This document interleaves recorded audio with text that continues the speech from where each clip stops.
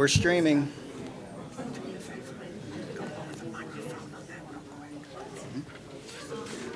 See the priest that just came in is pretty short.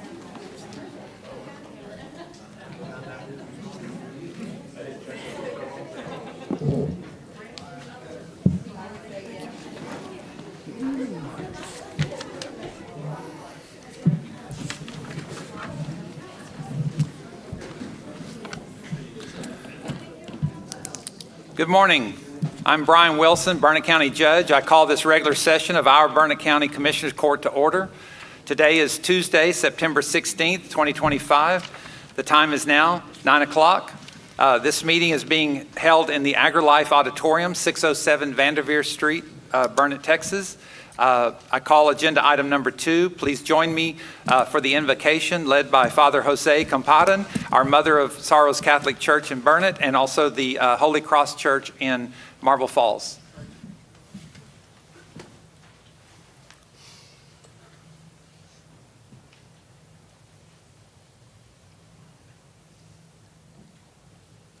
Good morning, everyone. Let us pray.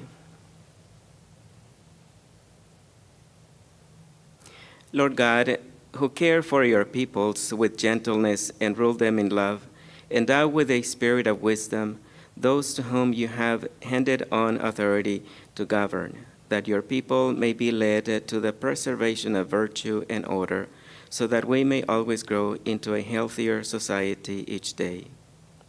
O God, who gave one origin to all peoples and willed to gather from them one family, fill all hearts with the fire of your love and kindle in them a desire for the just advancement of their neighbor, that through the good things which you richly bestow upon all, each human person may be brought to perfection. Every division may be removed, and equity and justice may be established in human society. O God, who arrange all things in wondrous order and govern in marvelous ways, look with favor on these your people assembled here, your honorable servants, for whom we now pray, and gracefully pour out upon them the spirit of your wisdom. Guide them in their decisions, in which they desire the well-being and peace for all. And we ask this in the name of our generous Creator. Amen. Amen. Thank you. Now join me in the pledges to the allegiance. I pledge allegiance to the flag of the United States of America and to the republic for which it stands, one nation, under God, indivisible, with liberty and justice for all. Texas flag. Honor the Texas flag. I pledge allegiance to thee, Texas, one state, under God, one and indivisible.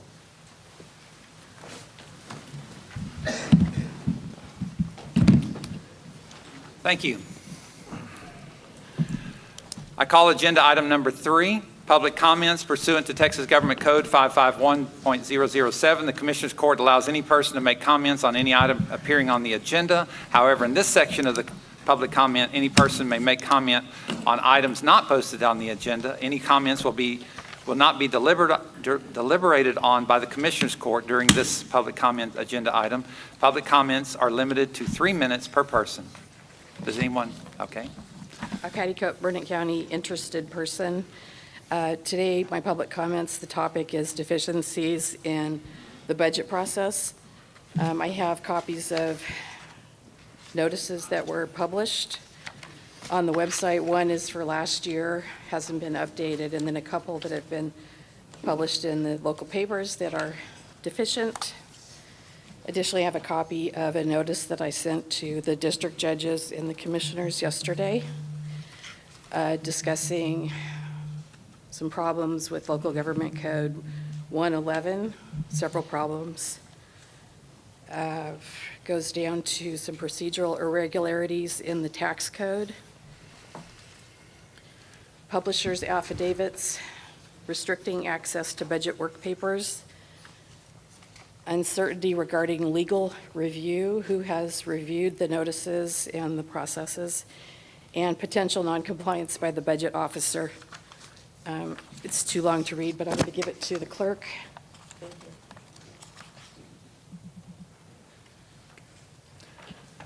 Thank you. Anyone else for comments on items not on the agenda? Okay.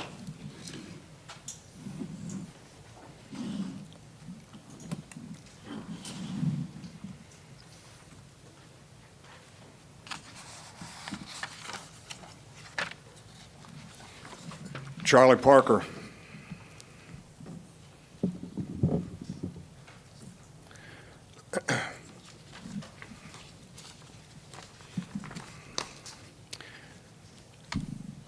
At the last two court meetings, when I've discussed the millions and millions of dollars in debt in Burnett County, the county judge has twice stated on the public record that the debt is $22 million.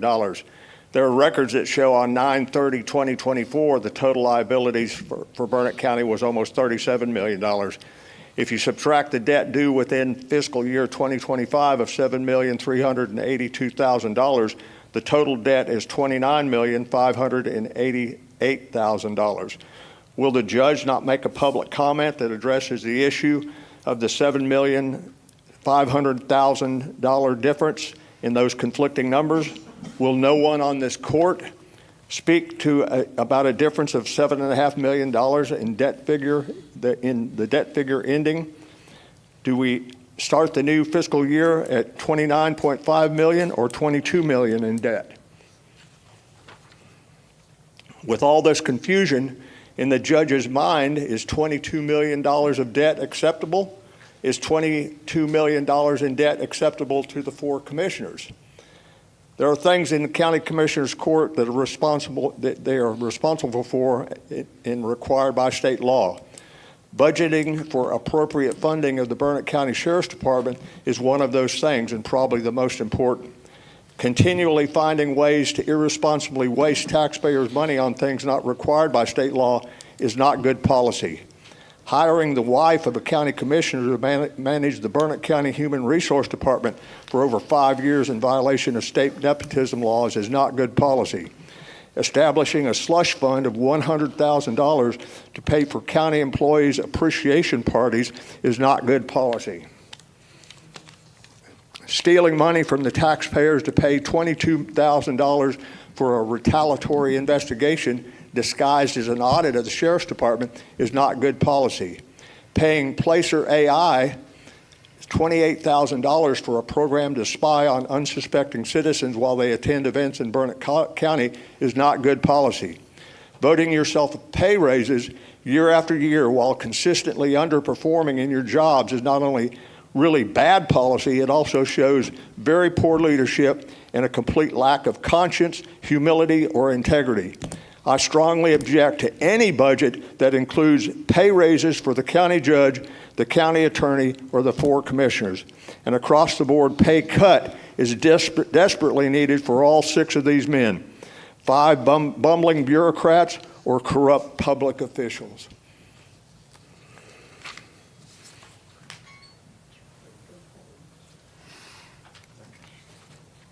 Anyone else? Okay. I close public comment on agenda item number 3. I call agenda item number 4, discuss, consider, and take appropriate action on Burnett County declaring October 5th through 11th, 2025 as the National 4-H Week. I call on Colton Ripley and from AgriLife 4-H and Youth Development to present the National 4-H Week proclamation. Morning. Well, I brought 2 of my county 4-H ambassadors. We have Hannah Brooks, County 4-H Livestock Ambassador, and Kenley Verdell, a State 4-H Healthy Texas Youth Ambassador with us. And Colton, can you raise that up just a little bit? Thank you. You won't break it. Is that better? You won't break it. Yeah, a little bit high. And they're going to witness us proclaim October 5th to 11th as National 4-H Week. So if y'all want them to read the proclamation or if y'all want to read it. That'd be great. Why don't you have them? They look like they want to read it. Like he said, my name is Kenley Verdell. I'm a Healthy Texas Youth Ambassador for the state of Texas, as well as a county ambassador. We just want to say thank you to everything that y'all support us for. I'm going to read this.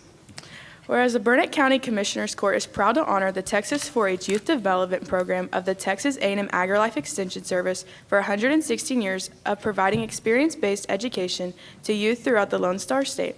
And whereas this admirable program, which seeks to provide a learning experience for all youth through their head, heart, hands, and health, helps young Texans to acquire knowledge, develop life skills, form attitudes to enable them to become self-directed, productive, and contributing members to all of our society. And whereas the program's more than 550,000 urban, suburban, and rural youth participants ranging in age from 8 to 18 come from diverse ethnic and socioeconomic backgrounds and truly represent a cross-section of the state. Whereas the program undoubtedly could not have achieved the success that it had today were it not for the services of its more than 30,000 volunteers, who have given generously of their time, talents, energies, and resources to the youth of Texas. And whereas throughout its proud history, the 4-H program has developed as positive roles for models for countless Texans through its innovative and inspiring programs, and continues to build character and instill the values that have made our state strong. Now therefore be it. Go ahead. Okay. Resolve the values, the Burnett County Commissioners Court hereby designate October 5th through 11th, 2025 as National 4-H Week in Texas, and commend the 4-H Youth Development Program of the Texas A&M AgriLife Extension Service and the many men and women who have made the program a success. Thank you. And would you state your name for the record? Oh, Hannah Brooks. Thank you. Well, thank you. Sure. Move for adoption. Second? Okay. So it's been moved by Commissioner Dockery and seconded by Commissioner Byerly that we adopt this resolution. Thank you very much for reading it, ladies. And is there any further discussion? Any public comment? Okay. Close public comment. And then all those in favor say aye. Aye. All those opposed say no. The motion passes.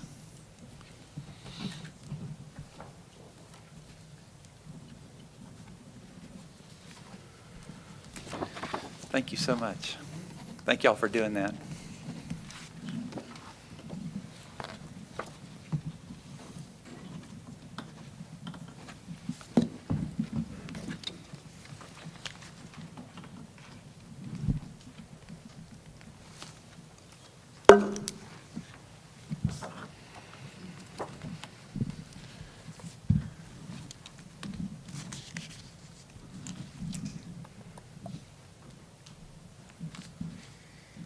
And we'll have to get that back and give it to you later. We have to get that filed if you leave it with the clerk. Oh, okay. Okay, good. Thank you. All right, I call agenda item number 5, discuss, consider, and take appropriate action on Burnett County declaring October 5th through 11th, 2025 National Texas Extension Education Association Week for the outreach from Texas A&M AgriLife Extension Services. I call on Mia Bench. All right, we have Ms. Kinley Verdell up here again to read the Texas Education or Extension Education Association Week proclamation. And go ahead and state your name, please. Mia Bench. I'm the Burnett County Family and Community Health Agent for AgriLife. Thank you. Okay. I'm Kinley Verdell. The Texas Extension Education Week, whereas the Texas Extension Education Association of Burnett County believes strong families are a basic to the well-being of Texas, and whereas they have education programs that address critical needs impacting Texas families and communities, and whereas they see education as a lifelong process, and whereas they believe volunteers and opportunities for volunteer development are important, and whereas they develop leadership that offers opportunities for personal growth and development, and whereas culture and ethnic diversity in programs and membership is present, whereas global awareness is recognized, and whereas the Texas Extension Education Association cooperates with Texas A&M AgriLife Extension Service to attain mutual goals, and whereas October 5th through 11th, 2025 is Texas Extension Education Association Week in Texas. Now therefore it be resolved and approved by the Commissioners Court of Burnett County, Texas, hereby proclaim the week of October 5th through 11th, 2025, Texas Extension Education Association Week in Burnett County, Texas. Thank you.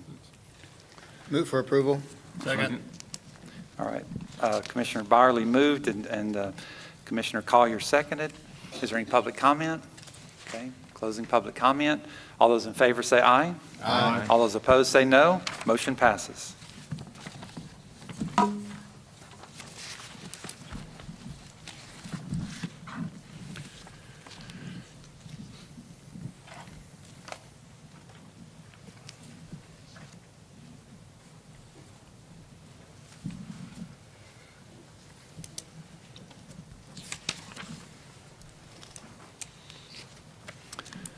Okay, I call agenda item number 6, discuss, consider, and take appropriate action regarding the Constitution Week proclamation. Ms. Vicki Vaughn from the Daughters of the American Revolution will present for the Constitution Week proclamation. Thank you. Would you like me to read it, or did you I'd want- love for you to, if you Okay. don't mind. Just state your name for the record. Okay, I'm Vicki Vaughn. I'm a Burnett resident, but I'm a member of the Daughters of the American Revolution of the Llano Uplift Chapter. And we're wanting the week of September 17th through the 23rd each year is proclaimed as Constitution Week. This year, it says September 17th, which is tomorrow, marks the 238th anniversary of the drafting of the Constitution of the United States of America by the Constitutional Convention. And whereas it is fitting and proper to accord official recognition to this magnificent document and its memorable anniversary, and to the patriotic celebrations which will commemorate the occasion. And whereas Public Law 915 guarantees the issuing of a proclamation each year by the President of the United States of America, designating September 17th through 23rd as Constitution Week. Now therefore I, and it would be Judge Brian Wilson, by virtue of the authority vested in me as County Judge of the County of Burnett in the City of Burnett, do hereby proclaim the week of September 17th through 23rd as Constitution Week. And as our citizens, to reaffirm the ideals of the framers of the Constitution that they had in 1787 by diligently protecting the freedoms guaranteed to us through this guardian of our liberties, remembering that lost rights may never be regained. In witness thereof, I have hereunto set my hand and caused the seal of the County of Burnett to be affixed this 16th day of September of the year of our Lord 2025. Okay. Excellent. Thank you. And do you sign it? I Sign it there? think we have a little different version, but We modified it. well, we modified it for the Commissioners Court, but thank you very much. We'll get you a copy soon, so. Oh, sure, yes, absolutely. You want to vote? Oh, let me go ahead and take the vote real quick. Any public comment? All those in favor say aye. No. Wait, do I? Move for approval. Second. Dockery? You're good. I'm good. And then Byerly as a second. All those in favor say aye. Aye. All those opposed say no. Okay, motion passes.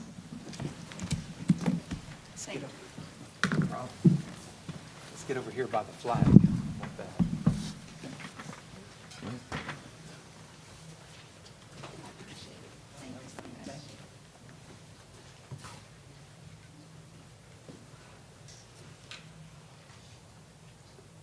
Y'all ready?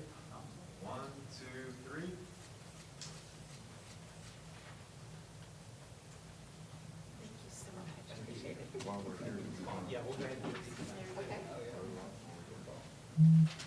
Thank you, Ms. Bond.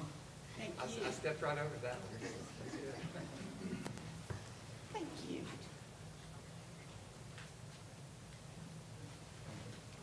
One more.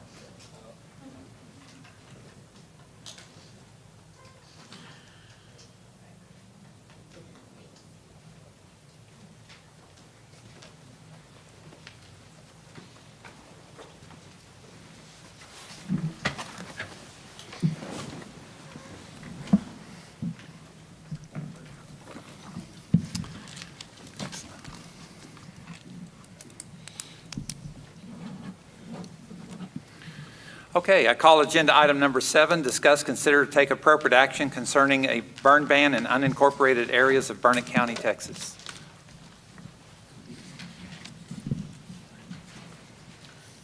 Morning, Judge. Morning, Commissioners. Excuse me. Derek Marcio, Burnett County Emergency Management Coordinator. So the story really hasn't changed much of what we discussed pretty much every week for the last 3 weeks. What has changed, though, is those numbers are keeping on creeping higher because, well, we didn't get any rain last week, and rain chances as we go into next week, very minimal. So as we sit today, for the Keach-Byram Drought Index, looking at a minimum of 393, maximum value of 617 with an average of 511.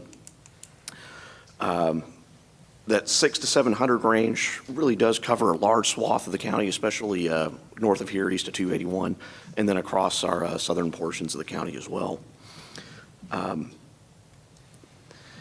In talking with a few of our fire chiefs yesterday, ones that cover kind of the largest areas of our unincorporated portions of the county, most of those are in favor of really putting in a burn ban just because one area might be great, one area might not.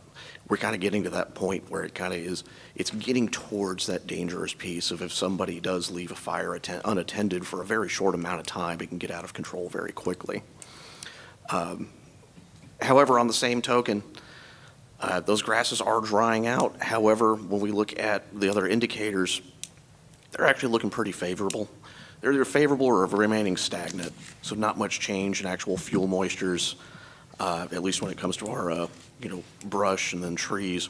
They're really kind of staying in a very favorable range. But that's also due in part to the favorable humidities that we have seen and continue to see. Even over the next week, daytime minimum humidity values only between 35 to 50%, with overnights being between about 90 and 100%. So based on what I've seen and what the fire chiefs are reporting, I would probably recommend that we put a burn ban on, just so that we can stay ahead of the curve and not get into a point where we've backed ourselves into a corner. What did you say about fuel volumes, or would you repeat? Fuel moistures? No, the volume of the buildup of from all the earlier rains. Do we Well, have, yes, that does play a part into it as well. Don't we have pretty significant buildup of grasses around the county? Yes, sir. So we do have a high fuel loading. So as that fuel loading does dry out, yes, that does become a lot more dangerous, especially you have the taller grasses, greater flame heights if they were to catch, and would help catch those larger, taller fuels, those ladder fuels, if with sufficient preheating. Okay. Yesterday's KBDI was 511, or is that an average? Average. That's the average, yes, Average sir. is 511. I've got a 617 on the south end of the county. So you're the highest, Right south now. end? The south end, and then actually into your area as well, especially that area of Lake, the big swath around Lake Victor, basically east of 281. And that's where I'm seeing really high fuel loads when I'm driving around. Just huge volumes of grass that either aren't getting grazed or not getting grazed sufficiently, or cut or whatever. So, You want to ask for public comment, because I'm ready to move. okay. Is there any public comment on this issue?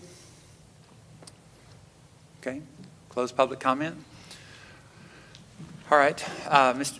Mr. Marcio, before you go, I think we've been reviewing an order that was out of Llano County, but we've asked the General Counsel to look at it, and I think in our current situation where we are is at this point we don't find the statutory basis for that type of order. So when we look at adopting an order, it'll just be the regular burn ban order that we've always used, and then there'll be whatever the caveats that will take place to lift and get Commissioner's Court approval or whatever. So, but thanks for bringing that up a few weeks ago. Yes, sir. Now it's been a Absolutely. few months ago, but. Right. No, Okay. that was, so that was an interesting case, because I know our council has, commented that it's not necessarily allowed, but it's also not disallowed. Okay. So So we'll look into it some more. It's a gray area for sure. All right. Okay. I would move to enact a burn ban effective noon today. Second. Okay. Dockery has moved to implement a burn ban effective today. Commissioner Luther has seconded. Is there any further discussion? Okay. All right. All those in favor say aye. Aye. And all those opposed say no. Motion passes.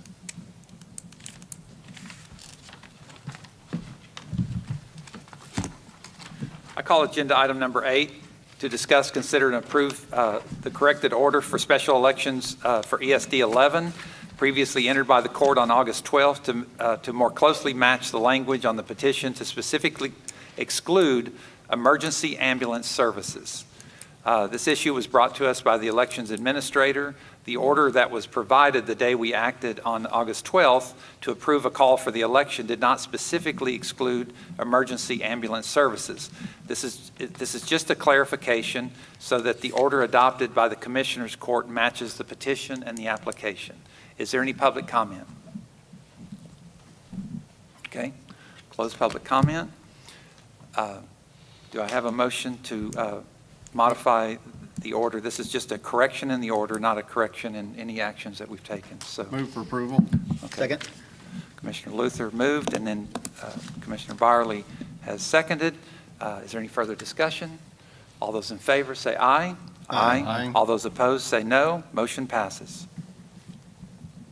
I call agenda item number 9, discuss, consider, and take appropriate action on the Election Commission's request to adopt a succession plan under which the newly appointed election administrator would officially assume duties on January 1st, 2026, and to add 1 full-time staff member not to exceed 2 months to the elections office to train a new elections administrator. Is there any public comment on this agenda item?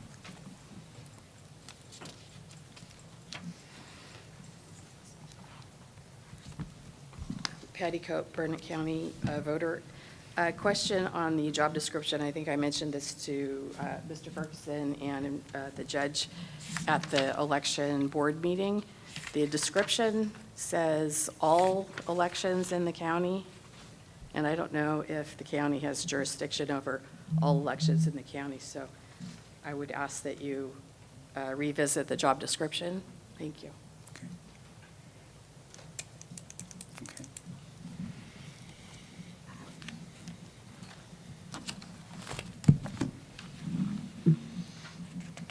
Okay.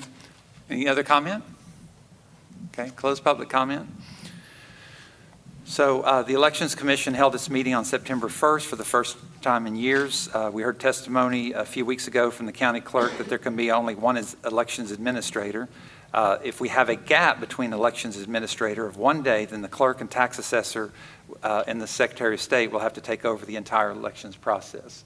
So it's really critical that we not leave any kind of space between the elections, the new elections administrator.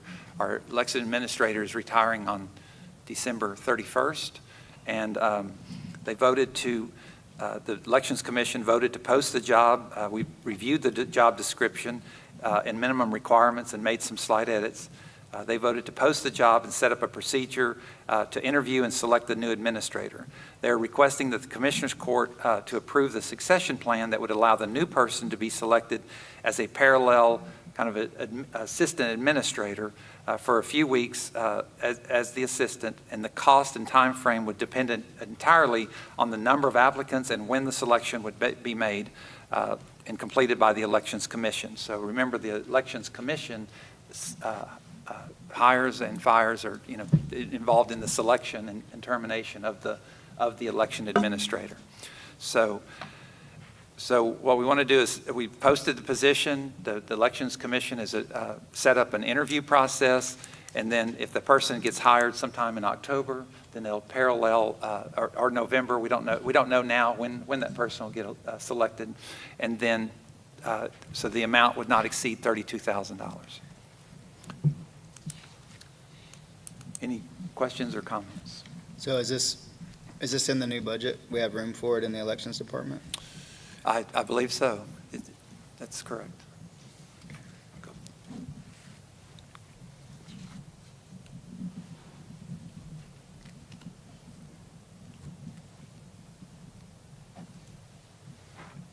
I'd move for approval. Okay. It's moved by Dockery. Any second? Second. Okay. Seconded by Luther. Any further discussion? Okay. All those in favor say aye. Aye. All those opposed say no. Motion passes. I call agenda item number 10, consider consideration of approval of a place a property lien pursuant to action previously taken and approved by the Burnett County Commissioners Court to address Texas Health and Safety Code public nuisances issues at 208 Deer Springs Drive, Burnett County. Said potential action includes filing a sworn account of cost, acknowledgement by the owner of said cost, plus the copies of the previous orders issued by the Commissioners Court to accompany the lien to be filed. Commissioner Luther, or is it Mr. Darling? And I would move for approval. This item is for placing a lien against a piece of property at 208 Deer Springs Drive, Burnett County, that was abated for cleanup. Okay. All right. So this is for the work that was already done. We've already completed it, it's abated, and there's a lien being filed against the property for the amount that was expended on that cleanup. Okay, thank you. Is there any public comment? Okay. Close public comment. Oh, Commissioner Luther, you might want to move your, she's asking that you maybe move your mic a little closer. A little better. Thank you. All right, thank you. Okay, I'll move for approval. Okay. Commissioner Byerly has moved to, Second. Commissioner Luther Yeah, seconded. I think I already made that motion. Jim made a motion sorry. already. I'm sorry. Second. I Yeah, made the apologize. motion. Sorry. I'm sorry. Okay. And then change yours to a second? Second. Okay. All right. And then, any further discussion? All those in favor say aye. Aye. All those opposed say no. Motion passes. I call agenda item number 11, discuss, consider, and take appropriate action regarding a request from Ronald Meese for a variance from the Burnett County Subdivision Regulations for a 1-acre tract out of 8.61 acres, identified as BCAD parcel number 47780, to be sold in conjunction with lots 746, 747, and 748, Enchanted Valley, Section 1. Morning, Judge, Commissioners. Herb Darling, Burnett County Development Services. Mr. Mays owns a number of lots in Enchanted Valleys. He also owns a raw piece of land directly adjoining those lots and wishes to sell 1 acre of that land along with 3 lots. So he's combining everything into one, or Yes, sir. is there a water supply? Well, It's already there. no, sir. How big will it be when they get done? Acre and a third. So the 3 lots are combined, are a third of an acre? They're platted. The 3 lots combined will equal a third of an acre, Okay. and he's going to sell 1 acre of raw land with it. Will this come back as a formal replat? No, sir, not unless the new purchaser desires to combine the 3 lots into one. You can't combine the 1 acre with it because it wasn't part of the original plat. I'd move for approval. Second. Okay. Is there any public comment on this issue? Okay. All right. Close public comment. It's been moved and seconded that we adopt this recommendation to combine the 1 acre with the 3 lots. All those in favor say aye. Hold on. Oh, any discussion? So this is, so when they buy this, they'll own 3 separate, so they can go back and sell these lots separately? Yes, sir. And there's no water system? No, sir. And if they do that, is there, I don't know. There's no way they can get to the 2 acre minimum for a well? Where they're located, it's not a 2 acre minimum. The groundwater district is only a 2 acre minimum over Okay. the Trinity. Okay. So it's a 1 acre minimum? Yes, sir. Okay. And these lots are already platted, so they could be individual, there are individual lots, so they could always be sold that way. No, I got it. You're getting 1 instead of 3 potentially. So, Well, that's the, I Hopefully. hope, I mean, that's what I'm wanting to hear. They're all right. Okay. Okay. So this meets the requirements to drill a well with 1 acre? Yes, sir. Okay, At that sorry. location. All right, thank you. Thank you. Okay. Any further discussion? All right. All those in favor say aye. Aye. All those opposed say no. Motion passes.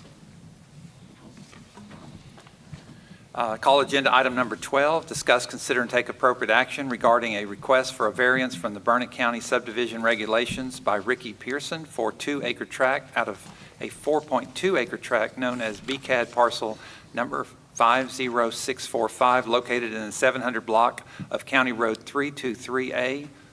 Commissioner. This is just a current tract of land that has a double-wide log cabin on one side of it. It's got metal sheds on the other side. Both tracts would have county road frontage, and they're looking just to sell one of the tracts off.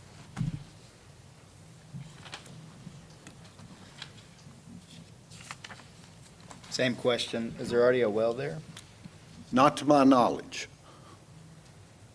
I would assume there is for the double-wide log cabin that exists, but the separate tract off of it that's going to be retained by the owner, I see no indication of an existing well on it.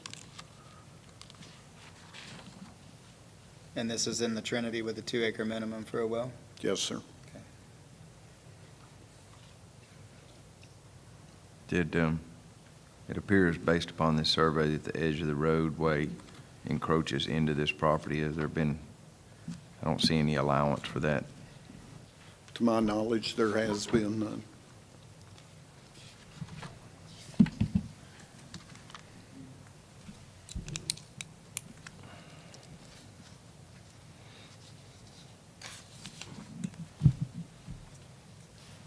Any more?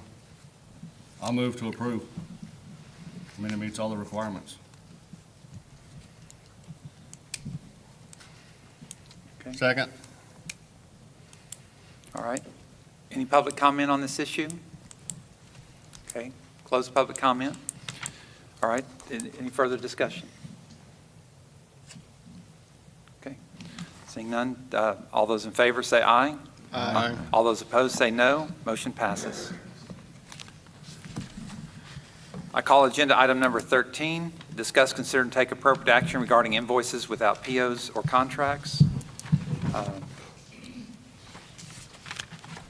think this is a D&W printing and office supply by JP Precinct 2.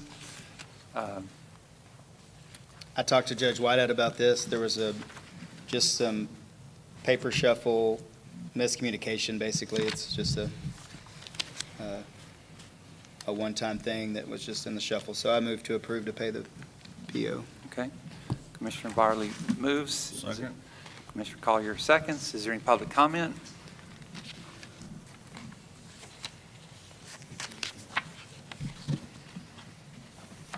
Patty Cope, Burnett County Taxpayer. I have a question about these items that keep showing up on the agenda. This is a $150 invoice, $135 invoice, but it costs a lot more than $135 to have this meeting.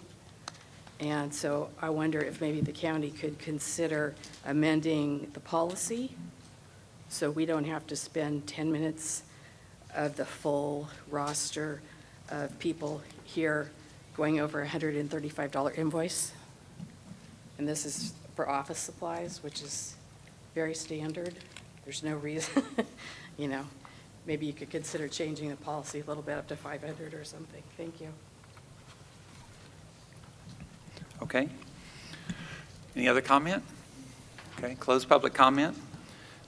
All right, so it's been moved by Barley and seconded by Collier that we approve this. All those in favor say aye. Aye. All those opposed say no. Motion passes. I call agenda item number 14, discuss, consider, and take appropriate action regarding budget interdepartment line item transfers.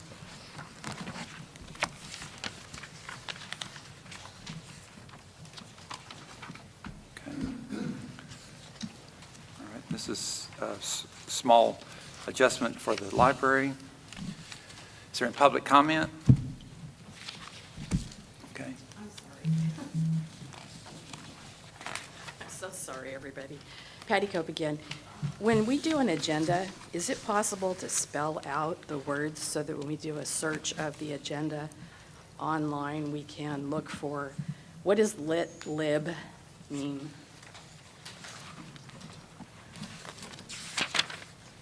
Sorry. Non-owned transfer library? Yeah, I'm just wondering, is it hard to spell that out? Because when we do a keyword search, when we're searching through the minutes, we're not going to type in lit lib. The agenda. Thank you.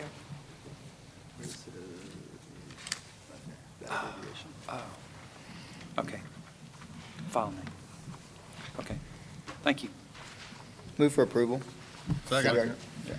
Okay. Moved by Commissioner Byerly, seconded by Commissioner Collier. And is there any further discussion? All those in favor say aye. Aye. All those opposed say no. Motion passes. I call agenda item number 15, discuss, consider, and take appropriate action for the authorization of payments of claims previously approved by the county auditor. Is there any public comment on this agenda item? Okay. Close public comment. Do I have a motion? Move for approval. Commissioner Luther moves. Do I have a second? Second.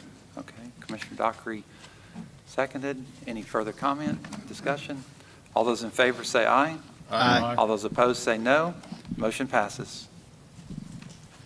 I call agenda item number 16, discuss, consider, and take appropriate action regarding the following for 127 East Jackson, contract amendment with Pool Group. I think we're going to have to put this off to the next week. I got very late in the day, last evening, the projection for the modification. We voted a couple months ago to make this the IT headquarters, but unfortunately, the number of credits that we got throughout the process, we've been trying to save money and keep it within the 190, but I haven't had time to digest any of the things, so we'll just have to set this off to next meeting. It just came about 3:30 or 4 yesterday evening, so I ask you that we table this to the next meeting. At that next meeting, can we get like a tally of how much, or kind of where we're at? Right. Because there's been two things happening on this building. Keep in mind, the original contract was for $912,000, right, for the whole building. But it was supposed to be ARPA funds, but then some of those funds got used for other purposes. And then when I got here, we reset the budget to be fully obligated. But during this same process, we were also using some of these funds to internal funds, county funds, to buy some air conditioning parts and paint, things like that. Yeah.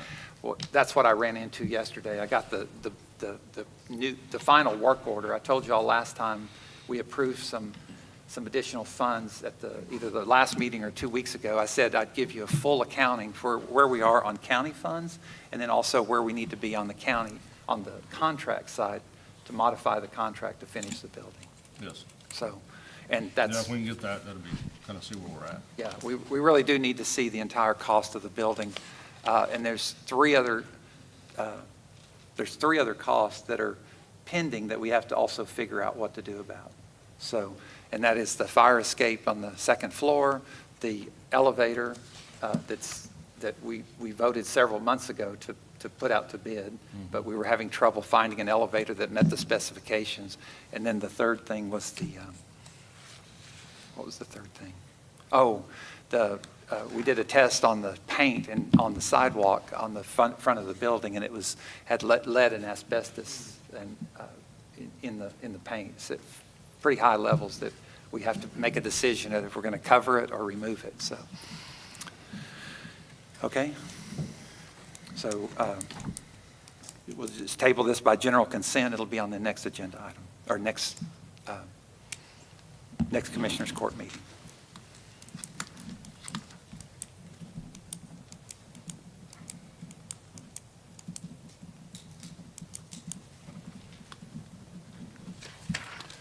Okay. Call agenda item number 17, Discuss and consider and take appropriate action regarding contracts, agreements, or grants to be approved and or ratified. Approval to accept, sign electronically, sign or execute all necessary documents and actions for the FY26 statewide automated victim notification service grant. Approval to accept, sign, and execute all necessary documents and actions regarding the Texas State Library and Archives Commission Li-Fi grant contractor of $60,000 on behalf of the Bertram Library. Approve, accept, and sign and/or execute all necessary documents and actions regarding the revised Motor Vehicle Crime Prevention Authority of the State of Texas grant and a statement of grant award for the Heart of Texas Auto Theft Task Force that was signed by Burnett County Commissioners on August 5th.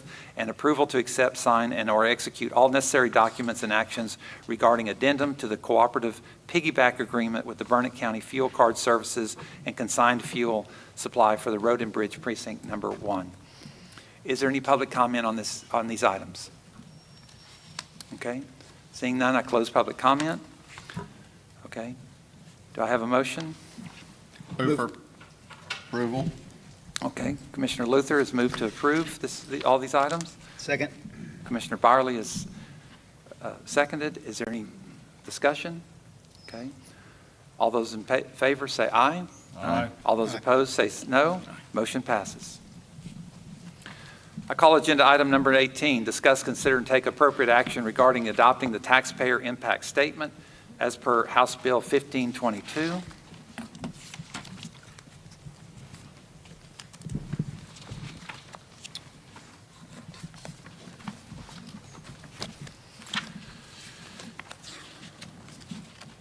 So this is a new law that went into effect September 1st. And so it's trying to give an analysis under this new law to provide what the current fiscal year tax rate is based on the median valued homestead property, the estimated taxes under the proposed budget that we'll be considering in a little bit, and then the estimated taxes under the no new revenue rate. So if we were to just had adopted the no new revenue rate so since the proposed budget is a reduction in the tax rate, it comes out about, on the median valued homestead property, about $38 less. So is there any public comment on this issue?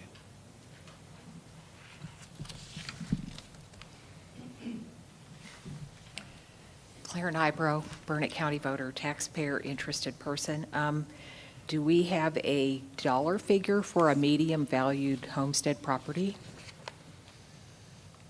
Do they have a value for that? What are we looking at here? What's considered median value? Okay, I'll discuss that in a minute, but Okay. Thank you. Anything else? Okay.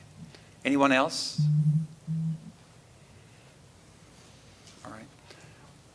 All right, close public comment. So commissioners, so you see three lines on this required paper. The current fiscal year taxes in 24 were based on the year we're in now is that the median value was $353,528. That was the home value that the median at the time of assessment for this year's tax rate. How much was it? $353,528. The estimated the estimated value of a home under the median value of a home in the current assessment is $391,700. This is according to the Burnett County Central Appraisal District. So I know the legislature was trying to give people the ability to compare apples and apples, but I'm afraid with the way that the certifications and the appraisals go, that's a moving target. I don't know if the legislators realize that when you say median for one year, it's going to be a different median for the next year. So.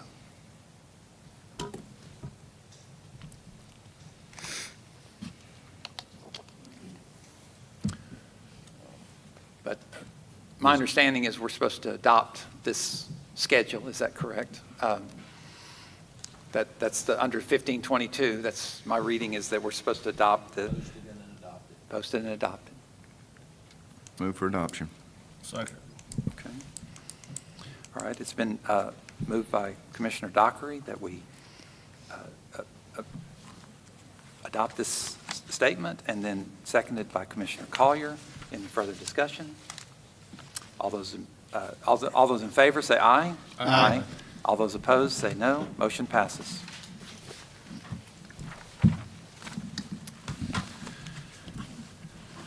Okay. All right. I call agenda item number 19, a public hearing on the FY26 budget. It's supposed to start at 9 a.m., but we're now past 9 a.m., so we can go ahead and open the public hearing.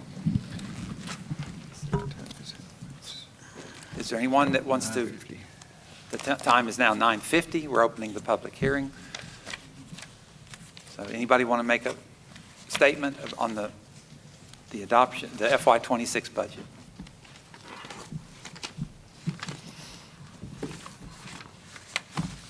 Tammy Hullum, taxpayer. My concern with the budget is what I've seen all the increases of. Commissioner Luther, you were on the school board. You understand that there are evaluations done, and it's just not a give me every year of getting a raise, correct? Correct. You have to go through evaluations. My concern is a lot of people have not been doing evaluations, yet there have continued to be raises. You call them step increases. Well, step increases are still the same as raises. Cost of living, I am a retired school teacher. I don't think I have cost of living raises. There is a lot of people in Burnett County that do not have a cost of living raise every single year just because they feel they deserve it.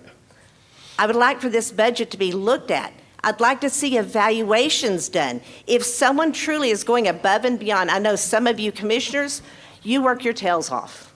I see you out there. You would probably deserve that raise, but there should be some form of evaluation that is out there that would signify, yes, this is why they're getting the extra money. Because there's some that are sitting there and just reeking in the benefits and not doing a whole lot. So I'd like for that budget to signal that, yes, they deserve it because this is what they've done. This is the evaluation that the citizens of Burnett can actually look at, the citizens of Burnett County can look at and say, yes, they do deserve that. So some type of evaluation does need to be out there written down so that we can see. Thank you. Thank you.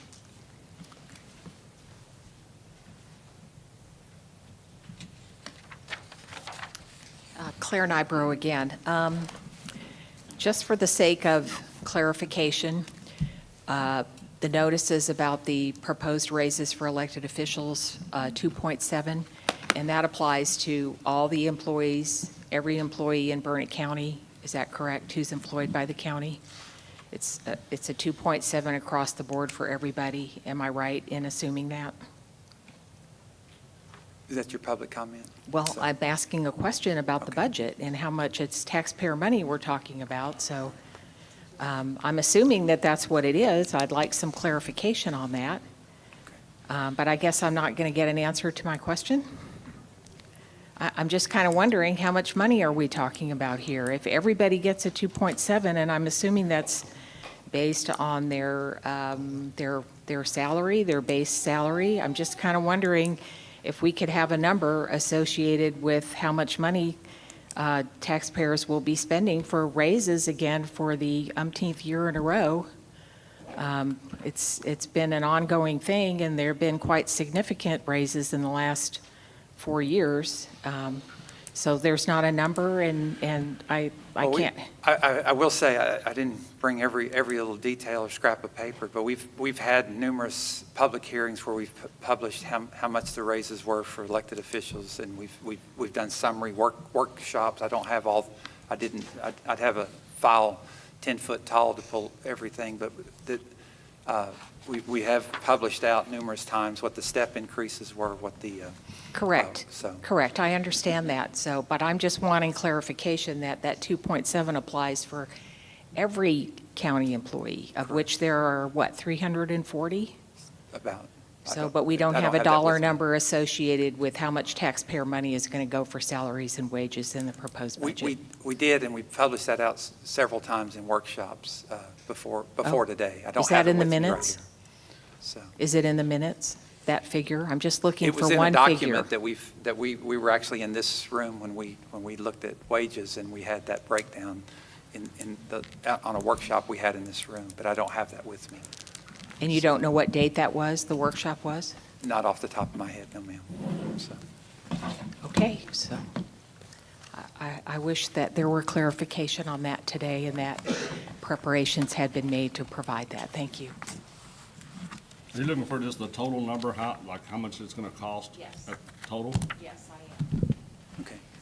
And we have published that. I think it's $500,000 a month, or $500,000 a year. It was $500,000 is what I heard. Patty Cope, Burnett County taxpayer. I'm looking at the 2024 CAFR, and I was trying to do some analysis of the proposed adopted budget, but unfortunately, the document that has been published on the county's website is deficient and defective. It does not include preceding year expenses and revenue as required by statute. So I'm going to object to the lack of a complete document. The statute says the county judge shall prepare, county judge assisted by the auditor, shall prepare a budget to cover all proposed expenditures of the county government for the succeeding fiscal year. But it also goes on to state that included in the proposed budget should be actual expenditures for the same or similar purposes that were made for the preceding fiscal year. I believe the preceding fiscal year is FY 2025, and what we have in this budget document is actual from FY 2024 and adopted from FY 2025. And if you look in the minutes, you'll see that there is an actual report of expenses and revenue as of the end of July 2025, which very easily could have been incorporated into the budget document to make it statutorily complete. Additionally, in the CAFR on page 111 and 112, table 15 shows full-time equivalent employees by function. If you look at 2016 and 2017, you'll see that there were 82 general government employees. In 2024, it reports 135. That's an increase of 171%. If you look at public safety, in the same time period, they had 182 and 187 employees in 2016 and 2017. Currently, they have 171 employees. So when the judge said that at one of the recent meetings that you can't keep growing government and that public safety had outrageous new hire levels and outrageous increases and all this stuff, it doesn't really match the data in the CAFR, okay? And I graphed it, and it's pretty shocking when you look at general government in the CAFR. Additionally, in this budget, the 1025 to 926 FY26 column has a tremendous number of estimated expenses that end in zeros, 5,000, 1,000, 5,000, 1,000, 86,000. Thank you, Ms. Cope. I appreciate your time. You're welcome. Thank you.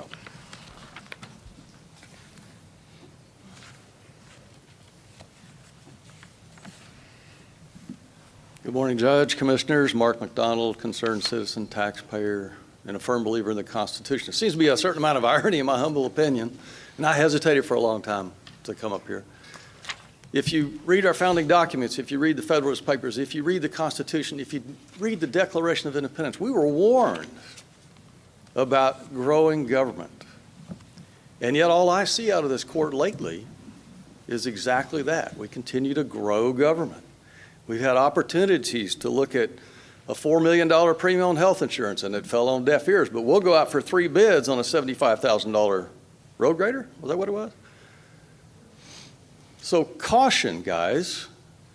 The taxpayers, you just read the median price of a home in Burnett County. Our teachers don't live here.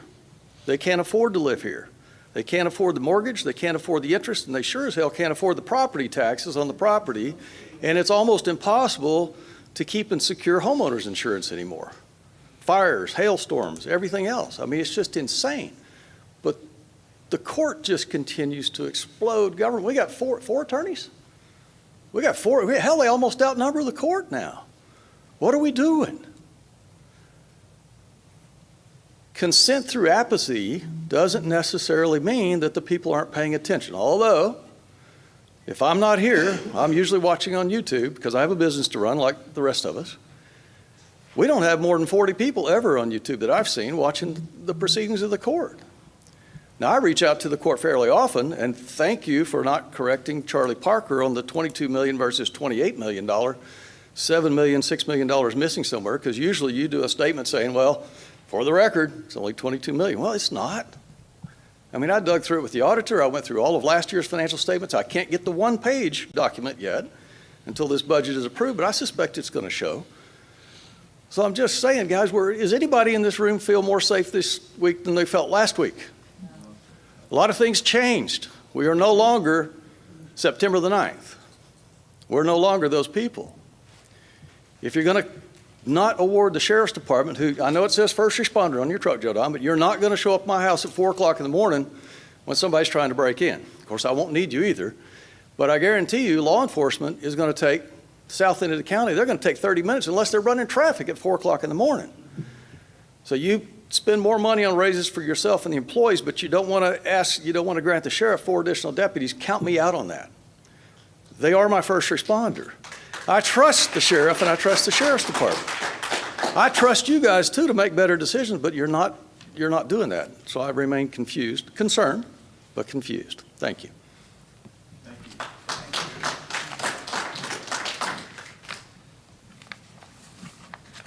Okay, anybody else?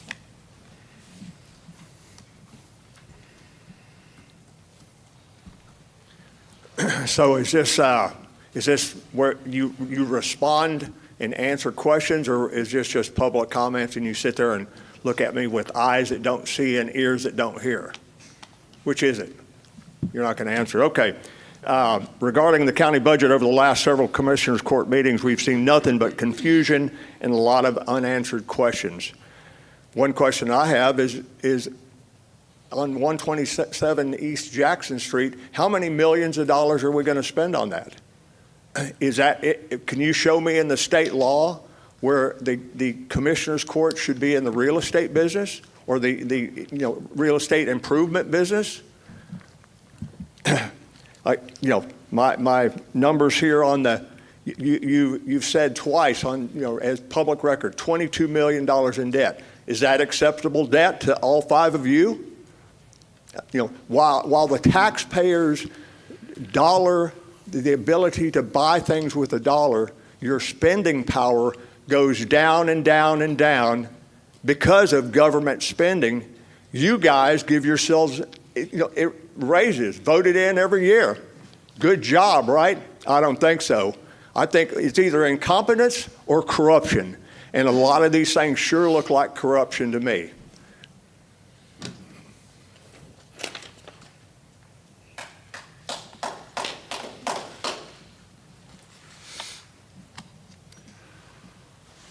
Anybody else? Okay. All right.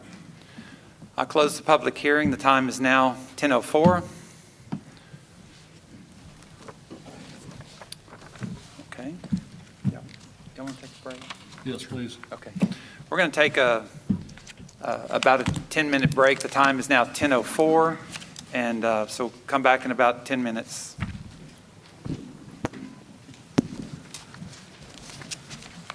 A recess.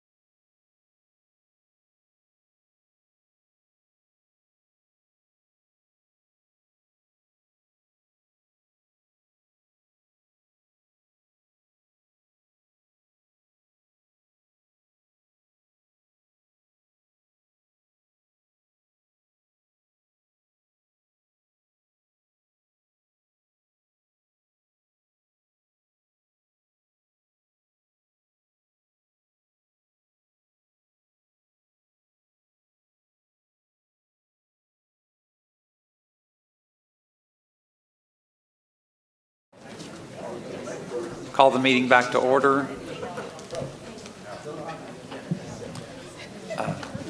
The time is now 10:15. Call the meeting back to order.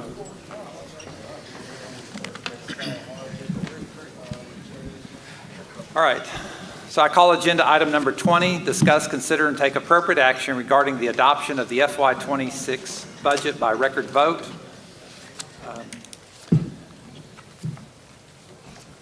So we have before us today a proposed budget for 1 year that we adopted over 2 weeks ago. A spreadsheet in the Commissioners Court meeting notebook shows that after we put out a call for corrections, that a spreadsheet in the Commissioners Court meeting notebook has 73 proposed corrections. The corrections are by account number, department, and the amounts of the adjustment. We can adopt the last proposed budget that has been posted for the last 2 weeks and 73 lines of corrections identified by the corrections identified, and the corrections, these corrections have been identified by the county judge, the county auditor, elected officials, and county departments. And then if we want to adopt this budget as it is, we can move straight over to the tax rate. Do I have a motion to adopt the FY25-26 budget for Burnett County, Texas as presented with 73 corrections in the posted meeting agenda?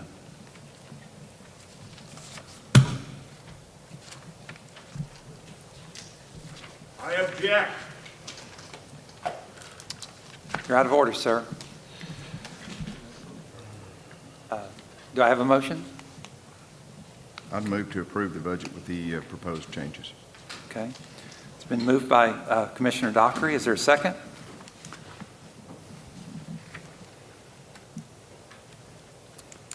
Okay, then I'll second the motion. Is there any further discussions? Yeah, so if we have more changes to make, do we vote on those individually? What I was proposing on this initial idea was to see if we had the votes by record vote to go ahead and adopt it with these 73 corrections that we talked about and the budget that's been adopted. And then if this fails, then we can come back and go and do whatever. So this is any public comment? Oh, wait, we just had public comment. I'm sorry. That was the public hearing for this agenda item. So if we have any other changes, we need to vote no, and then we can make changes? I think that's one way to do it. Right.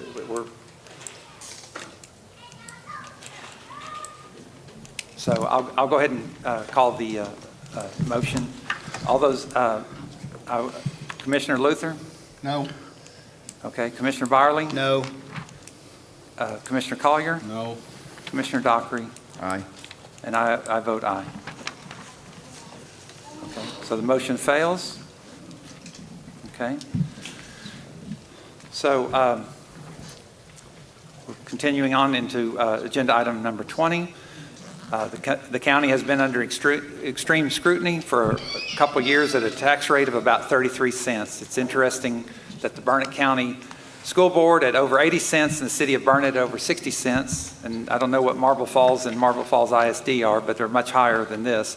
There's a strangeness to this reality. I like for citizens to be involved, but I'm concerned that how in this little room that such a rancor and attack can take place when there's tax rates much, much higher across the county. So, Commissioners, we can go ahead and what I think maybe we ought to do is just go ahead and this budget was for 1 year. It's not the end of the thing. There's been lots of mistakes and lots of other budgets, and we do line item adjustments and or budget adjustments all year long. I just want to make sure that if we adopt any increases in this budget that will force us to raise taxes, it will blow out the tax rate.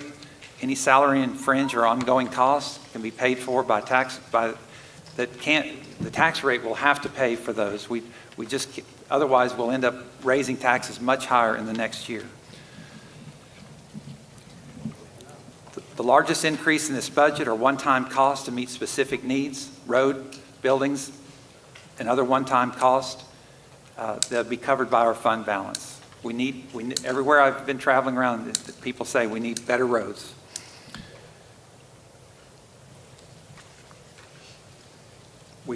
This is the first time in years we've not taken on out a tax note, despite we've heard lots of complaints about the more debt, but this Commissioner's Court didn't take a tax note. We didn't even take a vote on the tax note, didn't even consider it.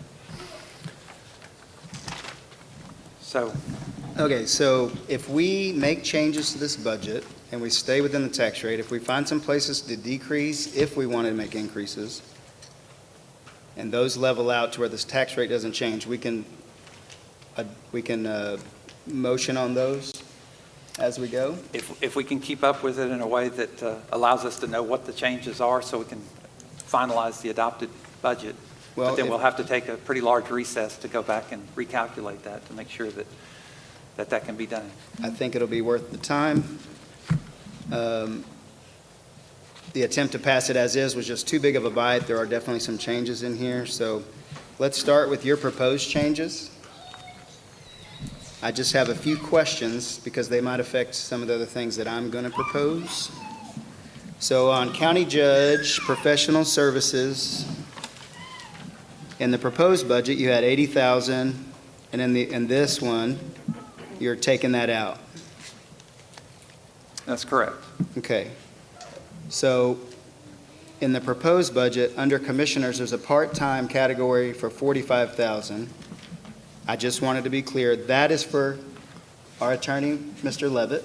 Correct. 45,000, and the 80 was just an oversight. That's correct. So that's easily taken out. Okay, hold on. I gotta make notes.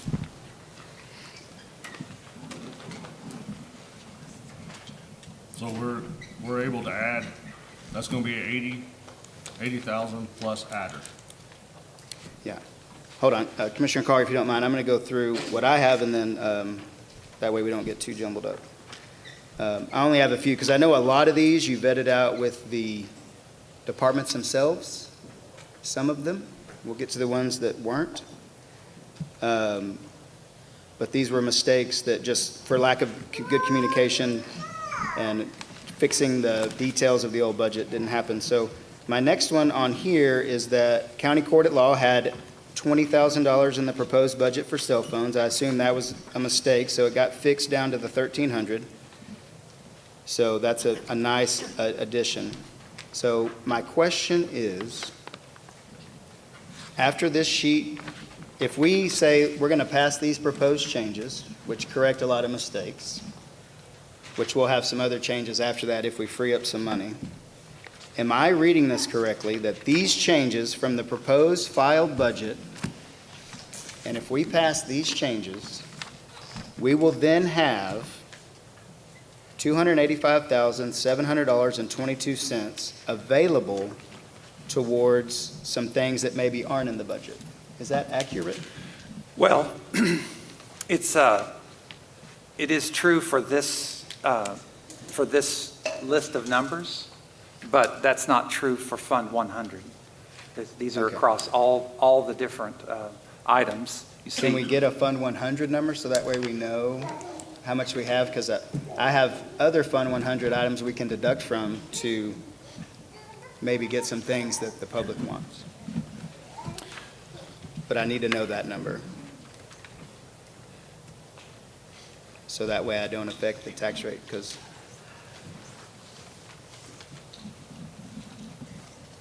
Do we have an auditor?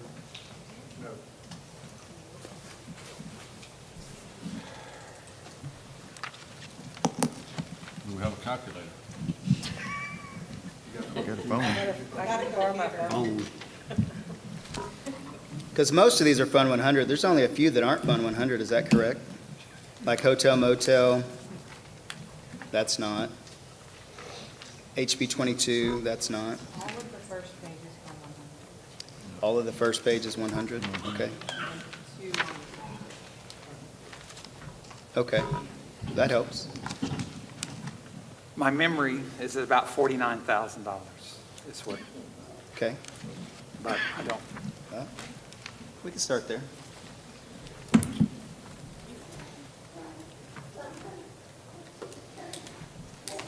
Okay.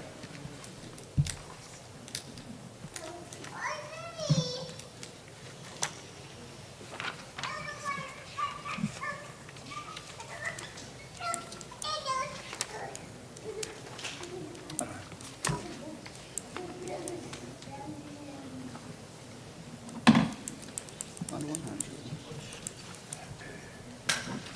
Okay.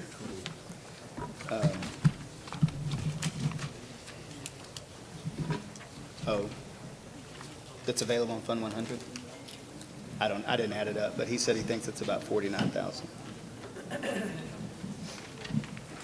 Well, we can use that number until, like I said, we're going to have hopefully some changes if we vote on these. So maybe step one would be to vote on this sheet specifically, since these are the corrections. And Correct. then we can open up to other possible changes where we deduct from other areas and add to some areas in order to get where I think we need to go. Does that sound right? Are we ready for motion?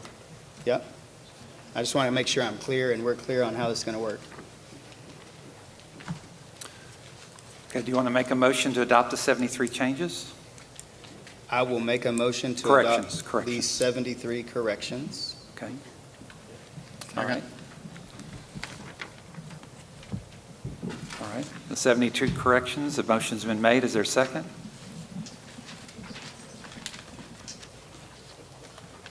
No second? Well, did I hear Luther? I seconded. Oh, I'm sorry. I didn't hear you. Okay, all right. Any further discussion? Okay, all those in favor say aye. Oh, wait, Aye. sorry, we're going to have to do this let's just do this by roll call. Okay, so the 73 corrections, because I just want to make sure we don't get twisted up. So Commissioner Luther, how do you vote? Aye. Commissioner Byerly? Aye. Commissioner Collier? Aye. Commissioner Dockery? Aye. And I vote aye. Okay. Okay. So we have the baseline changes so now we can consider other changes and where we might possibly move some money around in order to fulfill some needs that aren't addressed in the budget Okay. and free up some money in Fund 100. Ready for a motion? No. Oh. Hold on. I got to propose these. I got to take out one thing, which is good news. I have a motion for the different. Yeah, go ahead. Oh, that's fine. Mr. Luther, go ahead. I would make the motion that the 2.7% increase to elected officials be taken out. I'll second. That does not include the employees. That is just elected officials. Okay, and only the I want to be clear because there's some Only the elected officials that are 2.7. being modified for statutory and other purposes, just the 2.7% That increase. is correct. Okay? So it's been moved by Commissioner Luther and seconded by Commissioner Collier that we remove the 2.7% increase for, cost of living increase for elected officials. Any further discussion? Okay, all right. All those, okay, so Commissioner Luther, Aye. Commissioner Byerly, Aye. Commissioner Collier, Aye. Commissioner Dockery. Aye. And can we get a rough total on that? I'm not sure. Are you working on that? I'm trying to keep track. I think it's 91, just under 92,000. Okay. So, Okay. and then Call it 90. Wilson, aye. So the motion passes. Okay.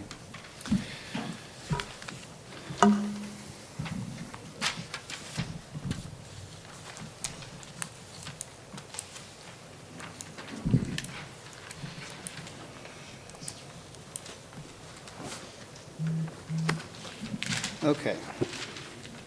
So I know in your, what we already passed, reduced the court reporter that you were asking for. This has that on there too, so we're in agreement there. I would like to start with the addition of the Public Information Officer support staff in the proposed budget, but the job description that was released is a Records Management Officer. Okay. So the job description released does not match as described in court when we voted. So I'd like to go through this job description, maybe get some clarification before we make a decision on this, this position.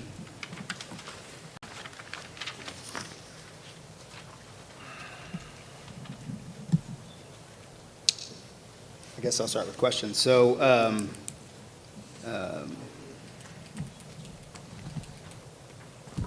I know it came up between the clerks, who would use this, I guess first of all, we'll start at the top. The Records Management Officer, I don't know if you know this, adopted in 1990 and every year since is Vicenta Stafford. So I don't think we can have two. And if we do, I think it affects the budget because she's got records management employee that's funded by a restricted fund. So I guess that's problem number one.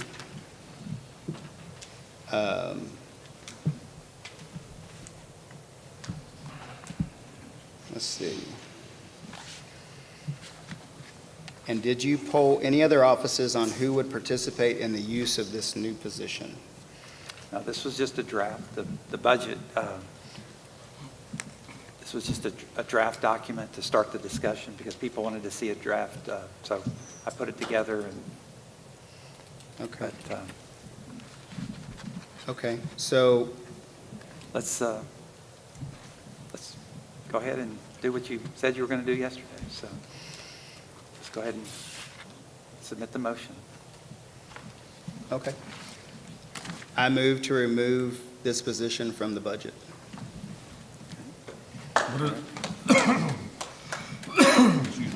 What does that include? Is that PM support staff and support staff benefits for, say, 130? That's what I figured it. If we go off my sheet here, the PM staff is 105,000 in the proposed, and then I figured the benefits at 25,000. And that's just that one. That's just that one That one position. position Yeah, it's an that we attorney don't have- position. That we don't have hired at all. Right. As of now.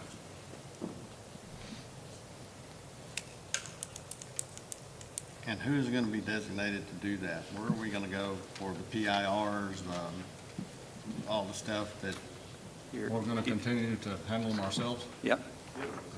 Well, I think but some of those statutorily, need to be, some of those have got to be cleared through an attorney. There are some things that, Well, we can still use The county the attorney. county attorney. we've got three. and Yeah, Mr. Levitt, correct? correct. We don't technically have three. We have the Chapter 45 provides that the county attorney does not have civil authority in this county. Texas Chapter 45 of the Government Code. So we have a general counsel who's part-time, and this attorney was to take a lot of the loads. We have huge things, but I mean, I'm okay with removing it, but everybody just remember that you'll have the county attorney's been very gracious to support us. He's gone above and beyond lots of other things, way beyond what he was statutorily authorized to do. But I don't want you to be misconstrued, or the public to be misconstrued, that is his role under Texas law. So whatever you get from him is what he's willing to offer. No standardized requirement on his part. So what I was trying to do was address two major issues that I see. Do you want to have? Can you let me finish? I'm just, Okay. yeah, you keep Okay. talking. So number one is we have just huge volumes of public information requests that needs to be addressed, and it needs legal counsel.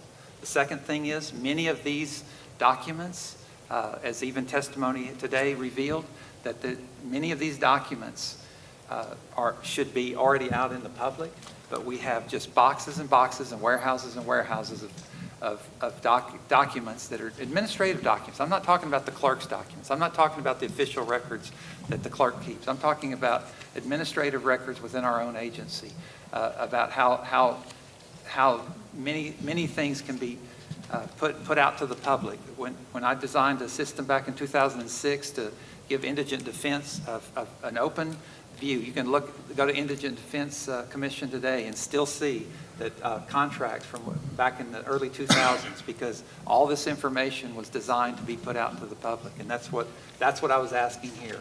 But we don't have to have this. This would be serving the people in a way that would be meaningful, that the records would be out in front of our records. I'm talking about administrative records, because the clerk already does a great job of keeping her records. But as she told me herself a few weeks ago, she's not going to go to the warehouse and get the snakes and spiders and clean out those records. And I think we need somebody on our staff to start managing our own information and then dealing with all these public information requests, which several times it's been thousands of pages of requests that are being generated.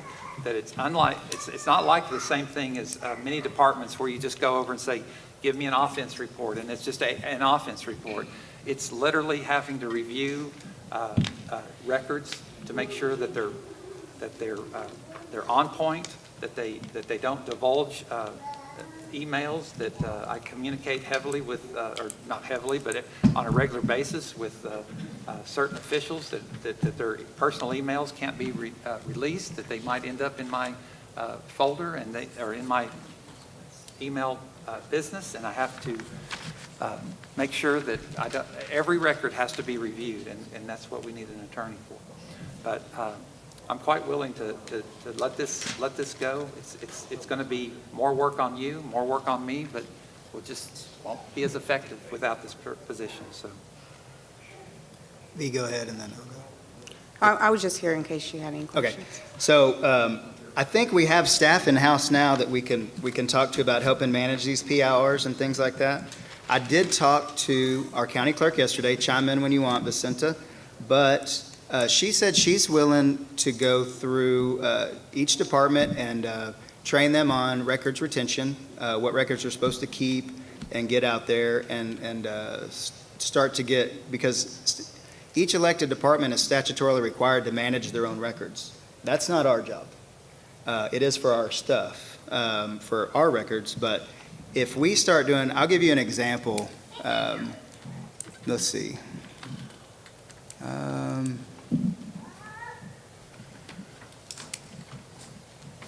had an example ready. 1 second, bear with me. well, actually, what we really ought to do, Commissioner, is I think you made a motion. Is that correct? Yes. To remove this position. Did I get a second? Jim did. We're in discussion. Second. Okay. I didn't get the second then when my notes. All right. And then now we're in discussion. That's right. Right. So, Thank you. So I'll try to think of the example, but V was talking about training up each department to make sure what records they have. And there's some records that aren't coming back through the clerk after the court that could be in the minutes. So that's a solution to a lot of those things. What are some examples of those? that Do are what? Coming back to the. So just for brief analysis of what happens in court, y'all sign documents, they come to me, I make a copy, I put the unexecuted copy into the minutes. The originals go to the auditor's office. They send it out for all additional signatures. Once those additional signatures come back to the auditor's office, they need to then come back to the clerk's office. That's where we're lacking. A lot of times we're not getting them back. So we could go months, years, and people will go to my minutes and they see an unexecuted document. If the executed document always gets back to us, that would cut off PIRs a lot of times to the auditor's office, because if I don't have the document executed, all I can do is say, please reach out to the auditor's office to see if they have an executed copy. So if those documents can get back to us regularly, then the minutes for Commissioners Court would be much more up to date. I can only put out what I get. So until I get the fully executed document, I can't do anything about it. My office does regularly go through the old Commissioners Court minutes back to about, not old, till about 2023 when I took office. And we have a list of still documents that we're missing, and we send that over there regularly, every 3 months or so, in hopes that some of those can come in and we can update those. We do keep a running list of all the documents that are not coming back to us, just so that we know. But that's one of them. Where do the majority of those come from? Every one of them would come from the auditor's office. No, what department? Who's not turning their? They're like contracts that you guys are approving in court. Those contracts are not coming back after, like if it's an interlocal between City of Burnett and here, we're signing it in court, then it's going to the City of Burnett, and then it's coming back to the auditor's office. I'm not getting it back after the City of Burnett signs it. And it's all over. I mean, Yeah. MOUs, It's contracts, any all- document. I only put in what you guys have on court day. Then the originals are taken out of my hands and given to whoever's going to fulfill that. Then those should come back to me. I'm not saying they're not doing their job. I'm just saying I'm not getting those. That's in turn making my minutes not as accurate. And I can't provide a completely executed document to someone if I don't have it. That's internal process. Yes. We can work And on that. I'm working on Yes. that. I've already started working on Yes. that with the clerk and the auditor. So, Yeah, I think training is a big thing, and the statute, like I said, each elected department is responsible for their own records retention, their schedules by statute, and so every office knows that, every elected official. And so I think just having some reminders, and like I said, V's willing to help train and remind, so that way, not just contracts, but anything can either come back and be a part of the minutes, or at least be on the website, on their pages maybe, and like I said, I think we have the staff to help with these PIRs, going through emails. I know for commissioners, a lot of what ours is emails and things like that, so searching emails, if you want somebody else to do that, I think, we have people like, we have Jackie, we have Madeline, we have Shanna. I think we can look at them and talk to them about freeing up some time to possibly help. And then, once those are compiled by you or whoever, within the staff that we currently have that's able to take on stuff, then those can get reviewed by Randy.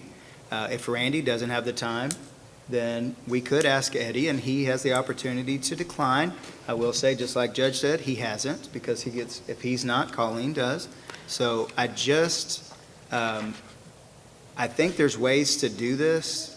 We just need to empower some of our employees and manage our staff a little bit better to handle this kind of stuff, instead of paying another attorney to do records management, or PIRs, I should say, because, like I said, again, it falls on the elected official, so this person would have zero authority over any office in this county.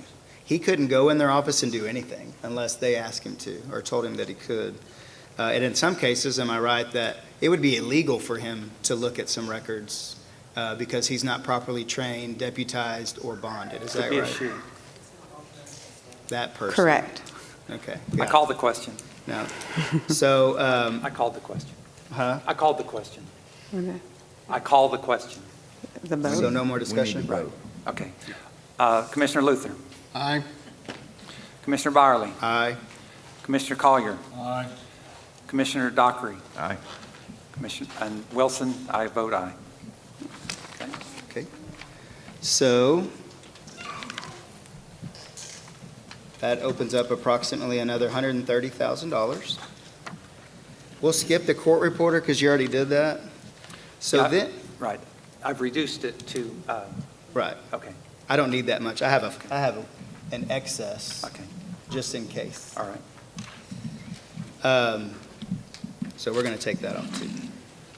Okay, so based on our 9 September 2nd transfers that we did for some IT stuff, under judicial services, and anybody feel free to correct me if I'm wrong. I but will. I know. And these have been over budgeted for a while. They were over budgeted again. I'm just curious if there's a reason that something could be coming. I want to know that. But we had mental health evaluations, court-appointed attorneys on the mediation side, and court-appointed attorneys on the custodian side.